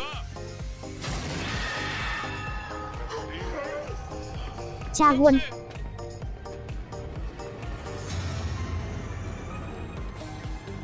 Đúng là mấy người là quỷ mà sao lại sợ quỷ thế hả? Không phải lúc nãy cậu cũng chém gió đấy sao? Chúng ta chạy cái gì vậy? Đúng là một cái tát trắng trợn vào mặt mà. Kết quả là quỷ béo chạy vội quá, không cẩn thận bị ngã, nhưng những người còn lại không hề có ý dừng lại. Lúc này quỷ béo hoàn toàn tuyệt vọng. Đúng là bạn thân, nhưng mà thân ai nấy lo là đây chứ đâu nữa. Nhưng lúc quỷ béo đứng dậy, nhìn thấy mặt nữ quỷ, quỷ béo sững lại, nữ quỷ cũng sững người tại chỗ. Dong Mi, Dong Chăn. Thì ra khi còn sống, hai người là người yêu. Quỷ béo Dong Chăn vốn là nhân viên của một bang xã hội đen, vì để bạn gái có được một gia đình hạnh phúc, nên anh quỷ xuống xin đại ca cho anh được rửa đao gác kiếm. Không ngờ đại ca xã hội đen lại rất sảng khoái đồng ý ngay. Buổi tối Dong Chăn cầm theo bó hoa tươi, chuẩn bị cầu hôn bạn gái. Đúng vào lúc này, bỗng có một tên đội mũ bảo hiểm đen từ đâu chạy tới đâm Dong Chăn một nhát. Nhìn đôi tay bạn trai dính đầy máu tươi, cô gái bị dọa tới chân mềm nhũn, gục xuống tại chỗ. Dong Chăn lúc này cũng đang đánh nhau với tên đội mũ bảo hiểm đen, nhưng vì mất máu quá nhiều nên chỉ có thể đứng im.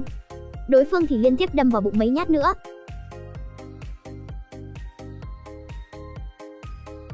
Chỉ mười mấy giây ngắn ngủi, nhưng với hai con người yêu nhau này lại dài đằng đẵng đến lạ. Nhưng anh không hiểu tại sao bạn gái mình cũng bị biến thành quỷ, cô liền nói rằng ngày hôm đó, em cũng đã chết. Thì ra ngày hôm đó, sau khi Dong Chăn chết đi, tên đội mũ bảo hiểm cũng không bỏ qua cho cô, sau đó còn đem thi thể cô đem chôn ở gần đường hầm. Bởi vậy cô mới trở thành ác quỷ bám ở cửa đường hầm như vậy, khiến cho những chiếc xe có biển số giống hung thủ gặp tai nạn. Cha Won nghe xong có chút phẫn nộ, trách nữ quỷ sao lại có thể đi hại người vô tội như thế được. Nữ quỷ cũng cúi đầu xin lỗi, quỷ béo Dong Chăn thấy Cha Won như vậy, không chịu được nên đứng dậy nói lý thay bạn gái.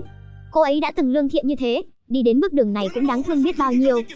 Sun Hye hỏi nữ quỷ có nhìn thấy mặt của hung thủ không? Nữ quỷ cố gắng nhớ lại, hình như cô có mơ hồ nhìn thấy vết sẹo trên mặt kẻ sát nhân. Quỷ béo nghĩ đấy không phải chính là đại ca của anh hay sao? Lúc này nữ quỷ lại nhớ đến mẹ của mình, từ đó đến giờ bà vẫn đang đi tìm kiếm cô, tà khí trong người cô đột nhiên tăng vọt. Nhìn thấy cảnh này, mọi người trong nhà lại bị dọa cho sợ một lần nữa. Không còn cách nào khác, bọn họ chỉ đành đem nữ quỷ nhốt vào trong một căn phòng dán đầy bùa chú. Nhìn bạn gái mình đau đớn khổ sở như vậy, cảm xúc trong lòng Dong Chăn vô cùng hỗn loạn. Xử lý xong mọi chuyện, quỷ béo Dong Chăn cảm thấy vô cùng có lỗi với người yêu, nếu không phải vì hẹn hò với anh, cô cũng sẽ chẳng đi đến bước đường lệ quỷ này. Sau khi nữ quỷ trở lại trạng thái bình thường, Sun Hye hỏi cô có vật chứng nào có thể chứng minh đại ca xã hội đen là hung thủ không? Nữ quỷ nhớ đến trước khi chết đã giật được một sợi tóc của tên đại ca đó. Như vậy thì mọi chuyện dễ xử lý rồi, mới có 5 năm, chắc chắn tóc vẫn chưa bị phân hủy. Thời gian gấp gáp nên ngay trong đêm bọn họ phải lái xe đến núi sâu, chuẩn bị đào thi thể nữ quỷ lên để tìm chứng cứ phạm tội của tên hung thủ. Nữ quỷ nghĩ lại mình chết thảm như vậy, một lần nữa tà khí lại bao trùm toàn thân, mọi người đành cưỡng ép giữ chặt cô lại. Đúng vào lúc này một chiếc xe khác từ đâu đến đâm vào xe của mấy người Cha Won. Chẳng bao lâu, xe đã bị đẩy đến bên bờ vực. Quỷ béo quay lại nhìn thì nhận ra tên đại ca xã hội đen khi xưa. Thì ra tên đại ca nhận lệnh đến giết Cha Won. Ai ngờ hai người ông ta từng giết trước kia cũng có mặt trong chiếc xe này, hắn không ngừng đâm vào xe của Cha Won. Đúng vào khoảnh khắc ngàn cân treo sợi tóc, xe của Cha Won hình như mắc phải thứ gì đó nên đã dừng lại. Tên sát nhân kia cũng phát hiện ra xe không chịu tiến về phía trước, nên không ngừng nhấn ga tăng tốc, tiếng hét của Sun Hye cũng càng lúc càng to hơn. Lúc này bọn họ phát hiện trước xe có một bóng người xuất hiện, thì ra là thần tướng quân tới cứu bọn họ.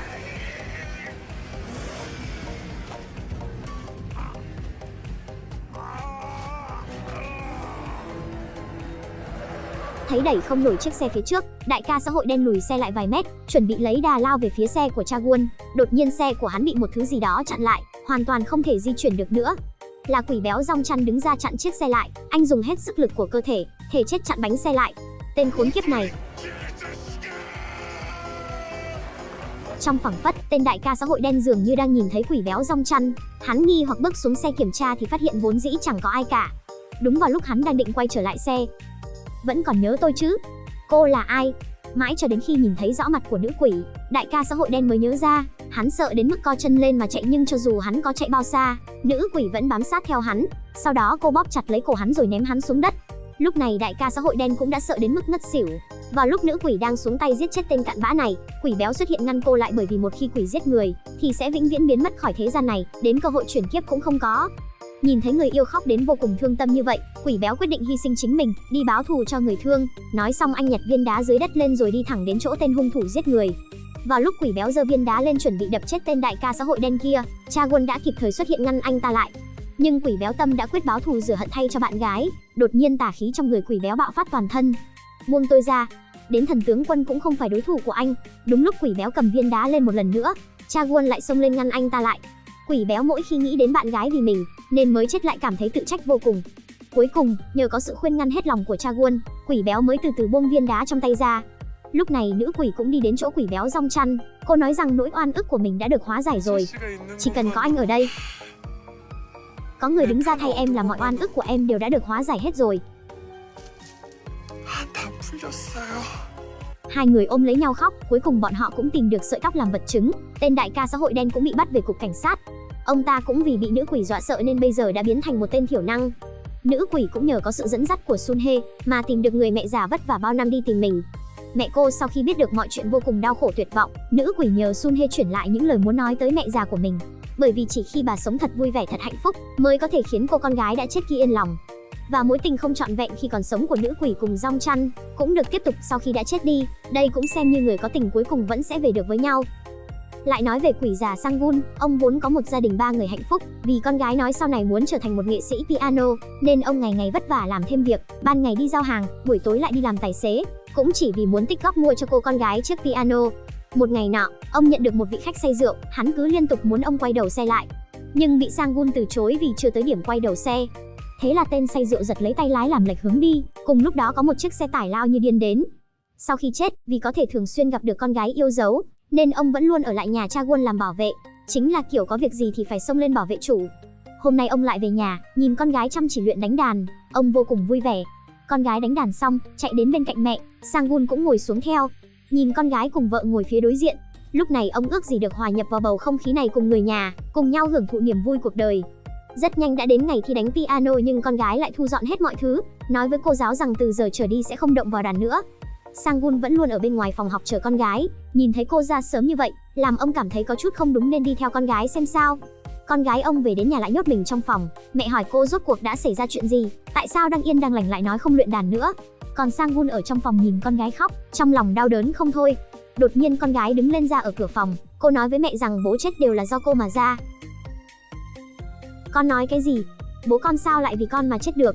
Cô con gái nói rằng đã nhìn thấy nhật ký của mẹ, nên biết được bố vì mua đàn cho mình nên làm việc cật lực, vì vậy mới chết. Cô bé cảm thấy có lỗi với bố mình. So-un à, cái đó là bố vì con nên mới chết, làm sao con có thể tiếp tục đánh đàn được chứ? Con không đàn được. Chỉ cần nhìn thấy đàn, cô sẽ nhớ đến người cha đã mất của mình. Nhìn thấy tiền đồ của con gái vì mình mà dừng lại tại đây, là một người làm cha, Sang-gun đau đớn vô cùng. Cứ như vậy, ông trôi chết trốn trong linh vị không chịu đi ra ngoài. Cha Won hỏi ông bị làm sao, Sang-gun lại nói các người đừng có để ý đến tôi. Thấy lão quỷ Sang-gun không chịu mở miệng, bọn họ đành tóm lấy ông lôi ra ngoài. Cuối cùng, dưới sự cổ vũ của mọi người, lão quỷ cũng dần dần chịu thỏa hiệp. Ông kể chuyện con gái mình cho mọi người cùng nghe. Mọi người nghe xong cũng vô cùng đồng cảm với những gì ông đã phải trải qua. Nhưng suy nghĩ duy nhất lúc này của lão quỷ chính là có thể nói chuyện với con gái, hóa giải nút thắt trong lòng cô bé. Thế là Cha Won đưa lão quỷ đến gặp một bà lão, nói hết tình huống của lão quỷ cho bà nghe. Đi vào giấc mơ của người nhà rồi truyền đạt lại ý nghĩ của mình. Mọi người nghe xong đều rất vui mừng, nhưng vẫn cần phải có 3 tờ phù chú mộng mới được, và phù chú mộng muốn kích hoạt được thì phải có máu của người ủy thác. Vừa nghe đã biết không dễ dàng gì rồi, Cha Won vội vàng giơ 2 tay ra, nói rằng muốn lấy bao nhiêu máu cũng được. Lão quỷ nhìn một cảnh này trong lòng vô cùng cảm động, bởi vì trong ấn tượng của ông, Cha Won là cái người bị thương chút xíu thôi cũng kêu la không ngừng. Nhưng Cha Won lại cảm thấy như thế này, máu sẽ chảy rất chậm nên muốn Sun Hye đấm mình một phát vào mũi, như vậy máu sẽ chảy nhanh hơn. Thật sao? Vậy thì tôi có thể làm ngay lập tức luôn. Nào, khoan, để tôi suy nghĩ thêm một chút đã, vẫn nên lấy máu đầu ngón tay thì hơn. Bà lão nhìn thấy sự thay đổi của Cha Won thì rất vui lòng. Cứ vậy 10 đầu ngón tay của Cha Won đều chi chít vết thương lấy máu. Sau đó bà lão làm một loạt các động tác gì đó, rồi lão quỷ đã vào được trong mơ của con gái. So-un, bố mua gà rán cho con này, mau ra ăn đi. Nghe thấy tiếng của bố, cô con gái dậy ngay lập tức, lúc mở cửa ra cô sững người lại, đó không phải là người bố đã mất của mình sao? Là bố à? Đương nhiên, bố là bố của con đây. Mới có bao lâu không gặp mà đã quên rồi sao? Con gái không chịu nổi nữa tiến lên phía trước ôm lấy bố. Cái ôm này hai cha con đã đợi rất lâu rồi. Người bố nói với con gái, cái chết của mình là do hành khách say rượu gây ra, không liên quan gì đến cô bé. Còn nói bố rất vui nếu cô bé tiếp tục chơi piano. Có thể vì người nhà mà làm việc, đó chính là chuyện tốt nhất trong cuộc đời của ba. Ba hy vọng Seoul có thể chơi cây đàn mà mình yêu thích bằng cả trái tim, vui vẻ lạc quan mà sống. Đây chính là ước nguyện của ba.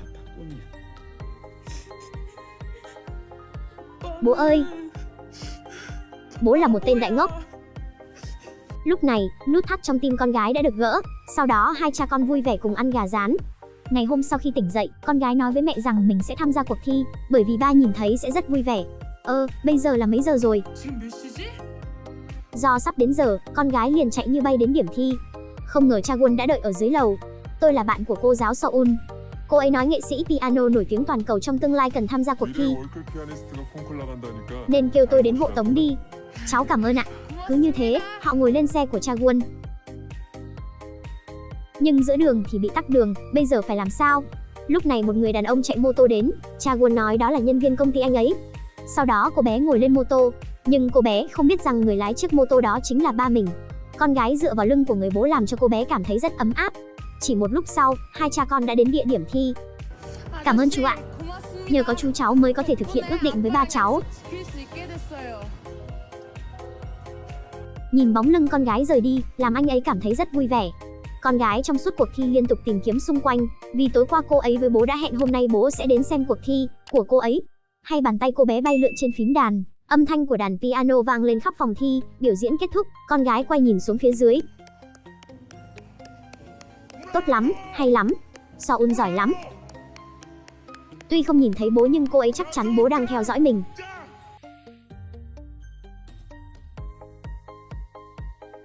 Phim chuyển cảnh, ông nội vừa mất, Chaewon liền đem theo ba con quỷ đến dự tang lễ, nhưng khi vừa bước chân vào cửa lại đứng bất động, bởi vì tất cả đang vui vẻ nói chuyện với nhau, thậm chí còn có người đang chơi bài.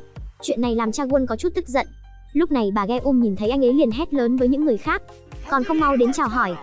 Lúc này những người kia mới chào hỏi Chaewon một cách lịch sự. Chaewon biết những người họ hàng bạn bè này đến đây là vì lúc ông nội còn sống trước kia đã từng giúp bọn họ. Bọn họ rất biết ơn sự giúp đỡ của ông nội, nhưng lòng người không thể đoán trước, ông nội bị gài bẫy rồi bị bắt. Những người này vì sợ liên lụy đến bản thân mình đã nói xấu ông trước truyền thông.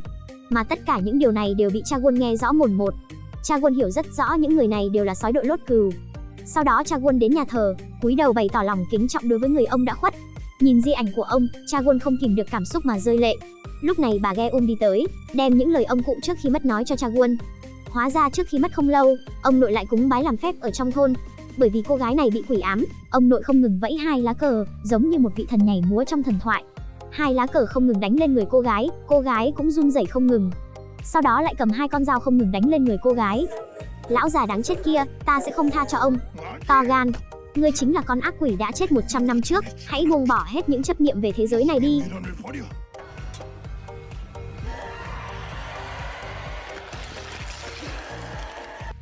Cô gái liền cắn một cái vào tay của ông nội, sau khi xoay người định đi băng bó, thì không ngờ cô gái bị quỷ ám lao đến chỗ ông ấy. Ông nội cố hết sức túm lấy vai, vật cô gái đó xuống đất. Sau đó cầm một nắm đậu đen ném vào người cô gái. Đi ra. Người mau đi ra cho ta. Mẹ. Mẹ mau đến cứu con. Mẹ ơi cứu con. Mẹ ơi. Lúc này mẹ của cô gái rất đau lòng, muốn xông vào bảo vệ con gái thì bị bà Geum ngăn lại, nói với cô ấy chỉ tàn nhẫn mới có thể giải quyết chuyện này. Lúc này ông ấy lấy cái chăn trùm lên đầu cô gái, hét lớn muốn con quỷ nhanh chóng rời đi, sau đó lấy hai ngọn đuốc đọc thần chú.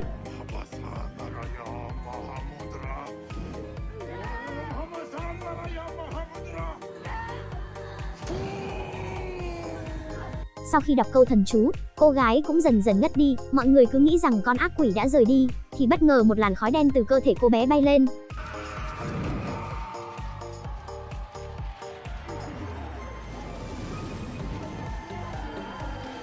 Thấy lửa không diệt được tà, ông nội lại lấy con dao ba lưỡi của mình ra, nhắm thẳng vị trí của làn khói đen. Biến mất đi. Vĩnh viễn biến mất đi. Cứ như thế, con ác quỷ hồn phi phách tán, nhưng ông nội cũng bị nội thương rất nặng, rồi bệnh nặng toàn thân, sau đó thì qua đời.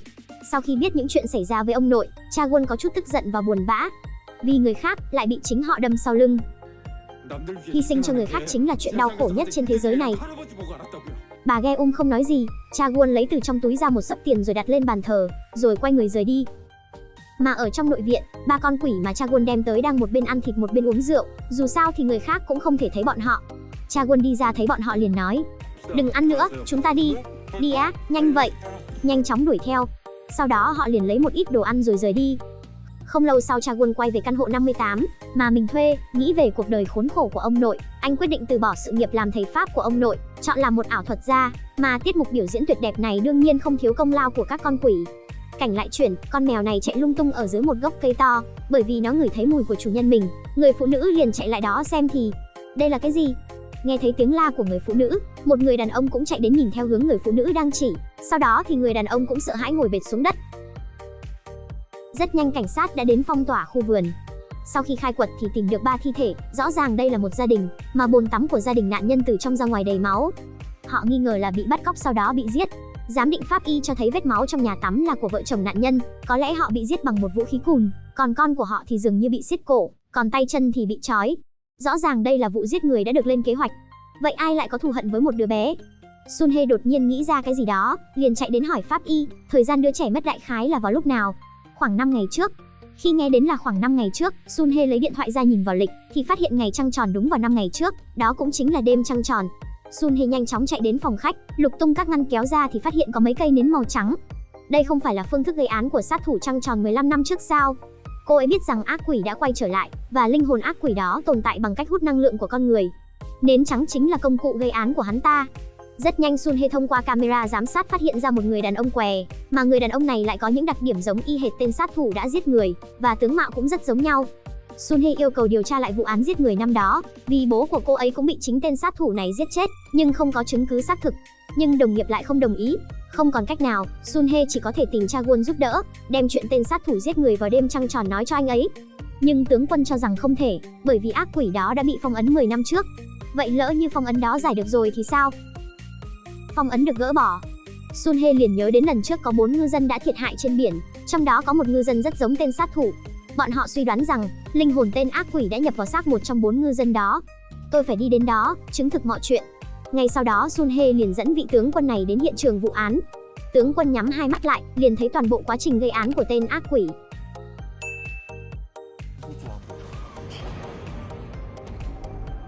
Cô nói không sai, hắn ta quay lại rồi. Nghe xong câu này, Sun Hye liền trở nên sợ hãi. Sau đó bọn họ liền ngồi lại với nhau, thảo luận làm thế nào thủ tiêu linh hồn con ác quỷ đó. Vì con ác quỷ này vừa mới giải trừ phong ấn, nên chắc chắn sức mạnh còn yếu. Tướng quân quyết định sẽ đi giải quyết con ác quỷ này một mình. Để dẫn dụ con ác quỷ đó ra thì cần có Sun Hye, bởi vì thất tinh hạt của cô ấy là mạnh nhất. Nhưng cha Won không đồng ý để Sun Hye gặp nguy hiểm, bởi vì con người làm sao có thể chiến thắng được ác quỷ. Đột nhiên Sun Hye nhận được tin nhắn từ đồn cảnh sát, không còn cách nào khác cô ấy chỉ có thể quay về đồn. Sau khi cô ấy đi, bà Ge nói với cha Won, nếu như anh ấy không chấp nhận để tướng quân nhập vào, thì tướng quân chỉ có một nửa sức mạnh mà thôi. Vậy tôi phải hy sinh bản thân mình sao? Ác quỷ bị thả ra ngoài cũng không phải là lỗi của tôi, vậy tại sao tôi phải chịu trách nhiệm? Nghe thấy câu này, bà Ge quyết định nói cho anh ấy biết chân tướng. 15 năm trước cha Won phát sinh mâu thuẫn với bạn học, buổi tối bạn học liền trực tiếp đến nhà thờ của nhà cha Won, không chỉ đánh cha Won một trận còn đập phá nhà thờ, và linh hồn ác quỷ cũng nhân cơ hội này mà trốn thoát. Nghe thấy câu chuyện của bà Ge khiến cho cha Won rơi vào tự trách. Cùng lúc đó, một nhóm côn đồ ngu ngốc bao vây ác quỷ, chỉ nhìn thấy ác quỷ nắm chặt tay, trên mặt nở một nụ cười. Rất nhanh sau đó cảnh sát nhận được tin có đánh nhau, khi cảnh sát đến hiện trường thì nhìn thấy tất cả mọi người đều bị đánh nằm dập hết trên mặt đất. Sun Hye sau khi xuống xe thì phát hiện một người đàn ông đội một chiếc mũ đen. Khi thấy người đàn ông đó bỏ chạy, Sun Hye liền đuổi theo, sau một hồi truy đuổi cuối cùng cũng bắt được người đàn ông đó. Sau khi bỏ mũ của người đàn ông xuống thì cô ấy liền ngây người. Tôi chưa làm gì cả. Tôi chỉ là người đến xem mà thôi. Mà lúc này con ác quỷ đang đi tới thì một âm thanh gọi hắn ta lại. Hóa ra là tướng quân đến giết hắn ta. Một người là ác quỷ sống 2000 năm, một người là gia thần đã sống 2000 năm. Choi Ge ngày hôm nay chúng ta hãy kết thúc mối quan hệ này đi. Cũng tốt. Ác quỷ tập trung hết năng lượng. Tướng quân cũng rút kiếm ra trực tiếp xông lên. Năng lượng của thanh kiếm dồn ép ác quỷ, nhưng ác quỷ đã dùng hết sức của mình để hất tung ra, tướng quân liền bị hất bay ra xa 10 mét. Có thể thấy sức mạnh của hai người chênh lệch nhau rất nhiều. Sau đó cả hai lại lao vào nhau, cũng giống như 2000 năm trước, cả hai đều ngang tài ngang sức. Cuối cùng vẫn là tướng quân mạnh hơn một chút, đánh cho ác quỷ ngã lên đất, nhưng tướng quân cũng không khá là bao, cơ thể cũng dần dần trở nên trong suốt. Cùng lúc đó bà Ghe vẽ cho Chagun một lá bùa, chỉ cần dán nó ở bên ngoài cửa thì ma quỷ sẽ không vào được. Đột nhiên một cơn gió thổi đến, đèn trong phòng cũng bị thổi lúc sáng lúc tối. Ghe là nhận ra tướng quân có khả năng xảy ra chuyện rồi. Khi bọn họ chạy đến xem thì thấy tướng quân đang nằm trên đất. Chagun cũng nhanh chóng phát hiện cơ thể của tướng quân cũng dần dần trở nên trong suốt. Thế là Chagun liền đỡ tướng quân vào trong phòng rồi hỏi đã xảy ra chuyện gì. Tướng quân nói với Chagun, mục tiêu của ác quỷ lần này là Chagun, đừng bao giờ để cho cơ thể bị thương, nếu không ác quỷ sẽ lợi dụng máu ở vết thương mà thống trị tâm trí và cơ thể. Tướng quân nói xong thì cơ thể trở nên yếu ớt, cuối cùng biến thành một làn khói xanh, quay trở lại bức ảnh treo trên tường. Không có sự che chở của tướng quân, liệu Chagun có thể đánh bại được ác quỷ không? Ở bên khác, Sunhae từ một tên côn đồ biết được tên ác quỷ đang tìm Chagun khắp mọi nơi. Sunhae nghe xong liền lái xe cảnh sát, tăng tốc, nhanh chóng đến nhà Chagun. Khi cô xông vào trong nhà, Chagun với khuôn mặt bối rối liền hỏi cô đã xảy ra chuyện gì. Không phải, anh đang ở nhà vậy vì sao tôi gọi anh không nghe máy? Tôi gọi nhiều như vậy mà. Cái gì cơ? Chagun ngơ ngác lấy điện thoại ra, nói vào cô ấy điện thoại hết pin rồi. Thật là... Rốt cuộc là xảy ra chuyện gì? Anh có biết là tôi lo lắng cho anh lắm không? Anh dọa chết tôi rồi. Thật là... Lúc này, Chagun đã hiểu chuyện gì đã xảy ra, sau đó liền đem tất cả mọi chuyện nói cho Sunhae. Trước khi về, Sunhae vẫn còn lo lắng, nói rằng sẽ chuyển đến nhà Chagun để bảo vệ anh ấy. Lát nữa gặp. Về đến nhà, Sunhae bắt đầu thu dọn hành lý, sau đó liền chuyển đến nhà Chagun. Ba con quỷ cũng rất hoan nghênh cô đến đó nhưng Chagun lại không tình nguyện cho lắm. Nhưng chẳng còn cách nào khác, đến cũng đến rồi, Chagun đành xếp cho cô ấy ở trong phòng khách. Lúc này Sunhae nhìn thấy một chiếc hộp ở trên tủ đầu giường, mở ra thì phát hiện đó là một cái nhẫn cho nữ. Tôi bỏ quên một món đồ trong phòng. Nhìn thấy chiếc nhẫn đang ở trên tay Sunhae, liền hoảng loạn hỏi cô ấy đã mở cái hộp đó ra chưa? Chưa, tôi vừa cầm lên từ chỗ này. Chagun liền chạy lại cầm lấy nó và nói dối rằng đây là một chiếc hộp chứa ma thuật, rất nguy hiểm, không được mở ra bừa bãi. Sunhae không biết rằng đây chính là chiếc nhẫn mà lần trước Chagun định tỏ tình với cô. Vì để bớt ngại ngùng, anh ấy giới thiệu cho cô những đồ trong phòng, sau đó còn hỏi Sunhae cần gì nữa không. Nhà anh có mì gói không? Mấy phút sau, Chagun ở trong nhà bếp nấu mì cho Sunhae. Sunhae nhìn thấy chỉ nấu có một gói thì hỏi anh ấy không ăn sao. Chagun nói mình trước giờ không ăn đồ ăn liền. Tôi có thể thêm gia vị khác không? Sau đó Sunhae liền cho rất nhiều gia vị khác nhau vào trong nồi, thậm chí còn cho thêm giá đỗ, ớt xanh, bột thì là. Sau khi mở vung ra, hương vị này vô cùng tuyệt vời.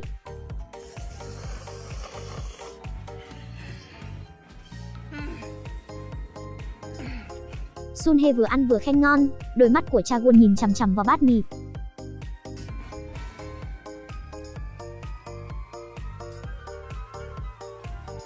Sau đó tự bào chữa bản thân, nói rằng bản thân quá hoàn mỹ đến mức một chút khẩu vị, như người bình thường cũng không có.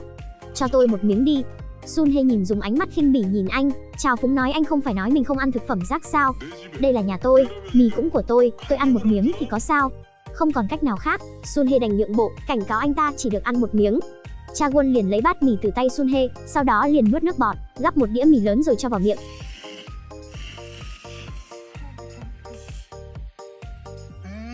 Cái này sao ngon thế? Khi chuẩn bị ăn đến miếng thứ hai, Sunhae liền bắt anh ấy dừng tay lại. Sao anh còn ăn nữa? Không phải chỉ một miếng thôi à?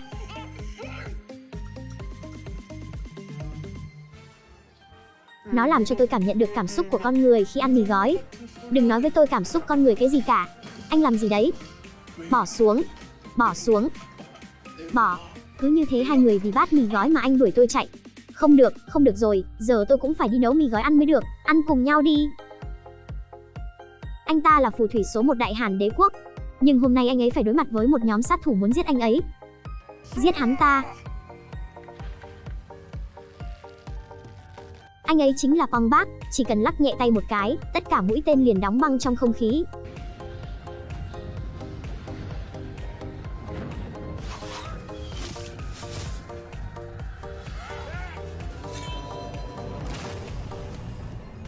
Sau đó dùng một nguồn lực mạnh mẽ đánh cho kẻ địch không kịp trở tay. Nhìn thấy cảnh này, Hae Chunmu không còn giữ được bình tĩnh nữa, thấy đối phương không có động tĩnh gì liền bỏ chạy trong sợ hãi. Hắn ta vừa đi chưa được bao lâu thì Pong Bác nôn ra một ngụm máu. Đột nhiên nghe thấy âm thanh gì đó, Hóa ra Hae Chunmu đã bắt được công chúa. Lúc này Bong Bak thấy sợ rồi, bởi vì công chúa chính là điểm yếu duy nhất của anh ấy. Sau đó liền hỏi Chunmu muốn gì. Lấy pháp bảo đó ra. Không được. Nghe xong câu đó, Bong Bak không do dự gì mà ném pháp bảo về phía đó. Một khi mất đi pháp bảo đó, anh ấy cũng mất đi tất cả pháp lực. Nhưng Chunmu vẫn không tha, nói một trong hai người họ nhất định phải có một người phải chết. Bong Bak tức giận nhìn người đàn ông đáng khinh này, sau đó không do dự mà quỳ xuống cầu xin hắn tha cho công chúa. Nhanh chóng đứng dậy cho ta. Sau đó Chunmu cầm thanh kiếm đi từng bước về phía Bong Bak. Bong Bak cũng tuyệt vọng nhắm chặt hai mắt lại.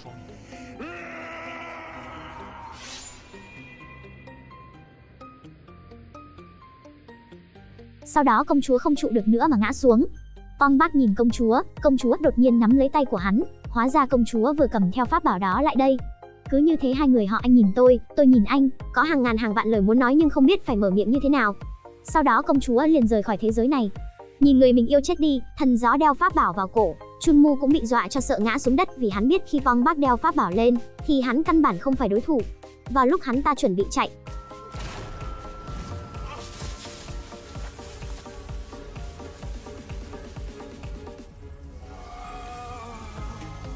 ta sẽ khiến cho người đến cơ hội để tái sinh cũng không có.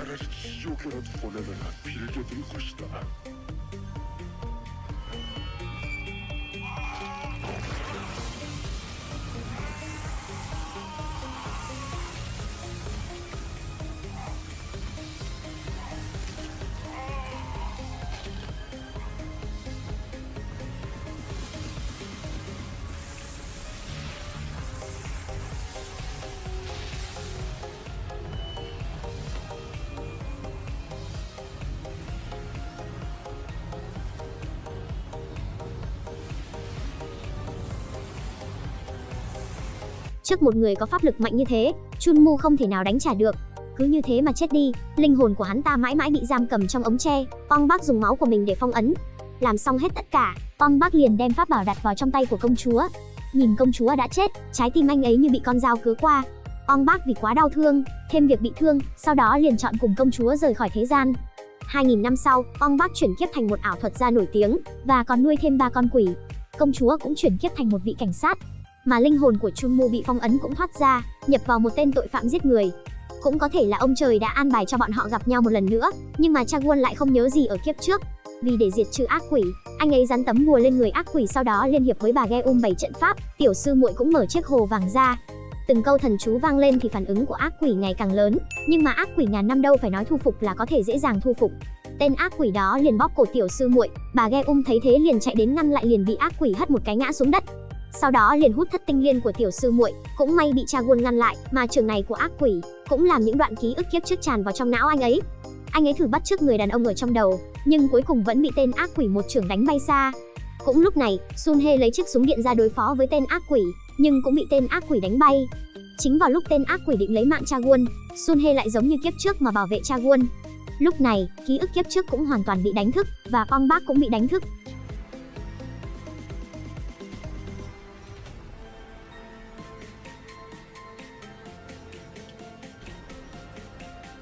Bong Bak nhìn thấy Bong Bak từng bước đi về phía mình, ác quỷ hoảng loạn muốn bỏ chạy, vì hắn ta biết pháp lực của Bong Bak rất mạnh.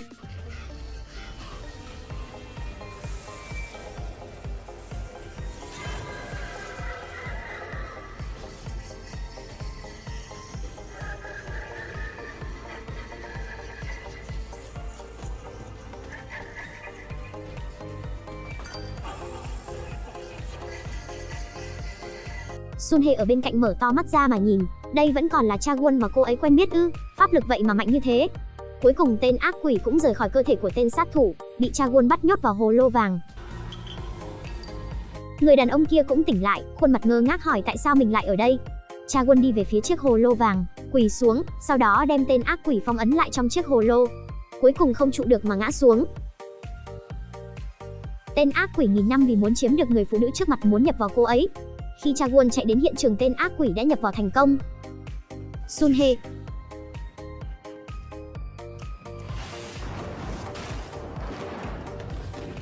chính một chưởng này đã làm cho Chaewon hiểu, Sunhae ở trước mặt này không phải là Sunhae. Ác quỷ nhìn thần một cơ thể mạnh mẽ như vậy thì nở một nụ cười mãn nguyện. Cho dù ác quỷ đã nhập vào trong người Sun Hye, Cha Won cũng lựa chọn dùng sức mạnh của tướng quân.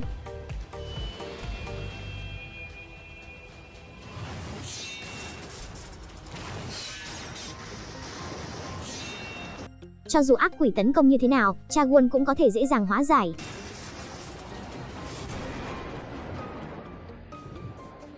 Nhìn thấy gương mặt của Sun Hye, Cha Won chần chừ không nỡ xuống tay. Ác quỷ cũng nhìn thấy được sự do dự của Cha Won. Nhìn thấy người mình yêu thương bị thương, Cha Won không thể không buông kiếm ra.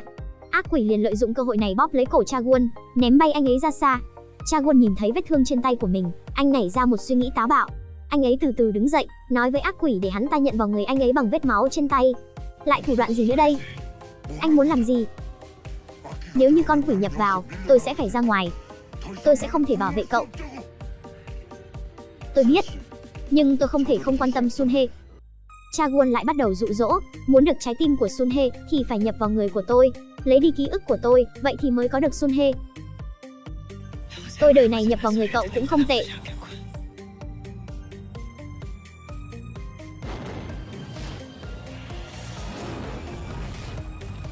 Cứ như vậy ác quỷ nhập vào người Cha Won, tướng quân cũng bị ép ra ngoài. Đột nhiên Cha Won dùng bùa bịt vết thương. Hóa ra anh ấy muốn cùng ác quỷ đồng quy vu tận, dùng chính cơ thể mình để phong ấn ác quỷ. Nhanh lên! Tôi không kiên trì được lâu đâu. Không được. Như vậy cậu sẽ chết. Cha Won, nhanh lên! Nhanh lên! Không còn cách nào khác, tướng quân chỉ có thể nhấc kiếm lên, nhưng ông ấy không thể nào động thủ được. Đột nhiên Cha Won lao đến chỗ tướng quân. Cứ như vậy con ác quỷ hét lên một tiếng rồi chết đi, mà tướng quân cũng kết thúc 2000 năm con đường chuộc lỗi. Hối tiếc chính là lần này không bảo vệ tốt cho Cha Won. Sau đó tướng quân hóa thành một làn khói xanh bay lên trời. Nhìn thấy tướng quân rời đi, Cha Won cũng không chịu được nữa, lại nhìn thấy Sun Hye đang hôn mê. Muốn đi về phía cô ấy nhưng cơ thể lại không còn tí sức lực nào. Nhìn thấy gương mặt người mình yêu, anh ấy rất muốn hai người họ nắm tay nhau đi hết một đời. Nhưng cuối cùng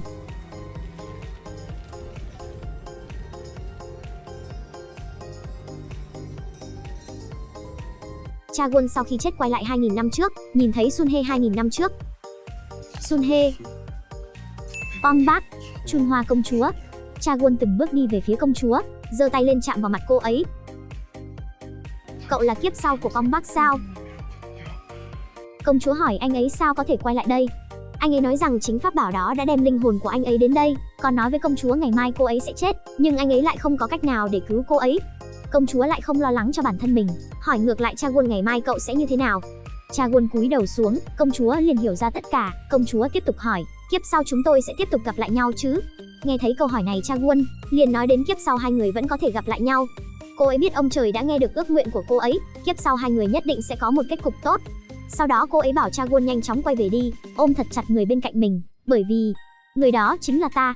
Cha Won liền tiến lên ôm lấy công chúa, cái ôm này như thể kéo dài hàng ngàn năm, làm cho Cha Won hiểu rằng sinh mệnh của mình vẫn chưa kết thúc.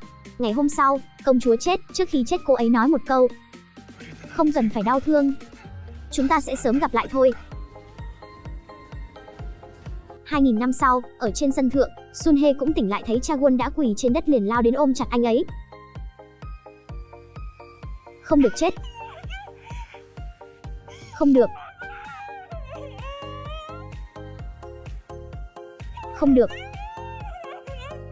Tiếng kêu tuyệt vọng vang vọng suốt màn đêm. Cùng lúc này, một bàn tay cũng từ từ ôm lấy Sun Hye, hóa ra Cha Won cũng từ từ tỉnh lại. Cùng lúc đó, tướng quân quay về thiên đình. Ngọc Hoàng Đại Đế.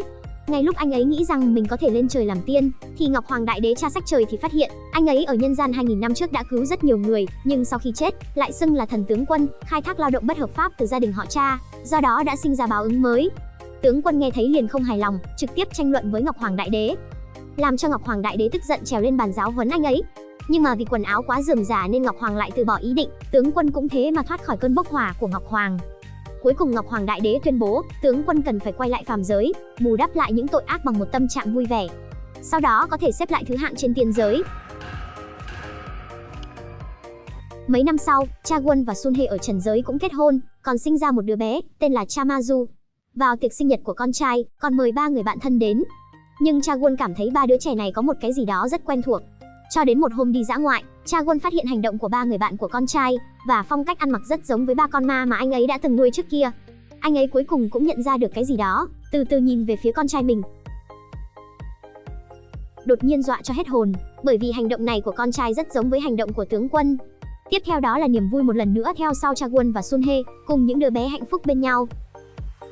Bộ phim đến đây là hết, Ong Mật chúc các bạn xem phim vui vẻ. Xin chào và hẹn gặp lại ở video sau.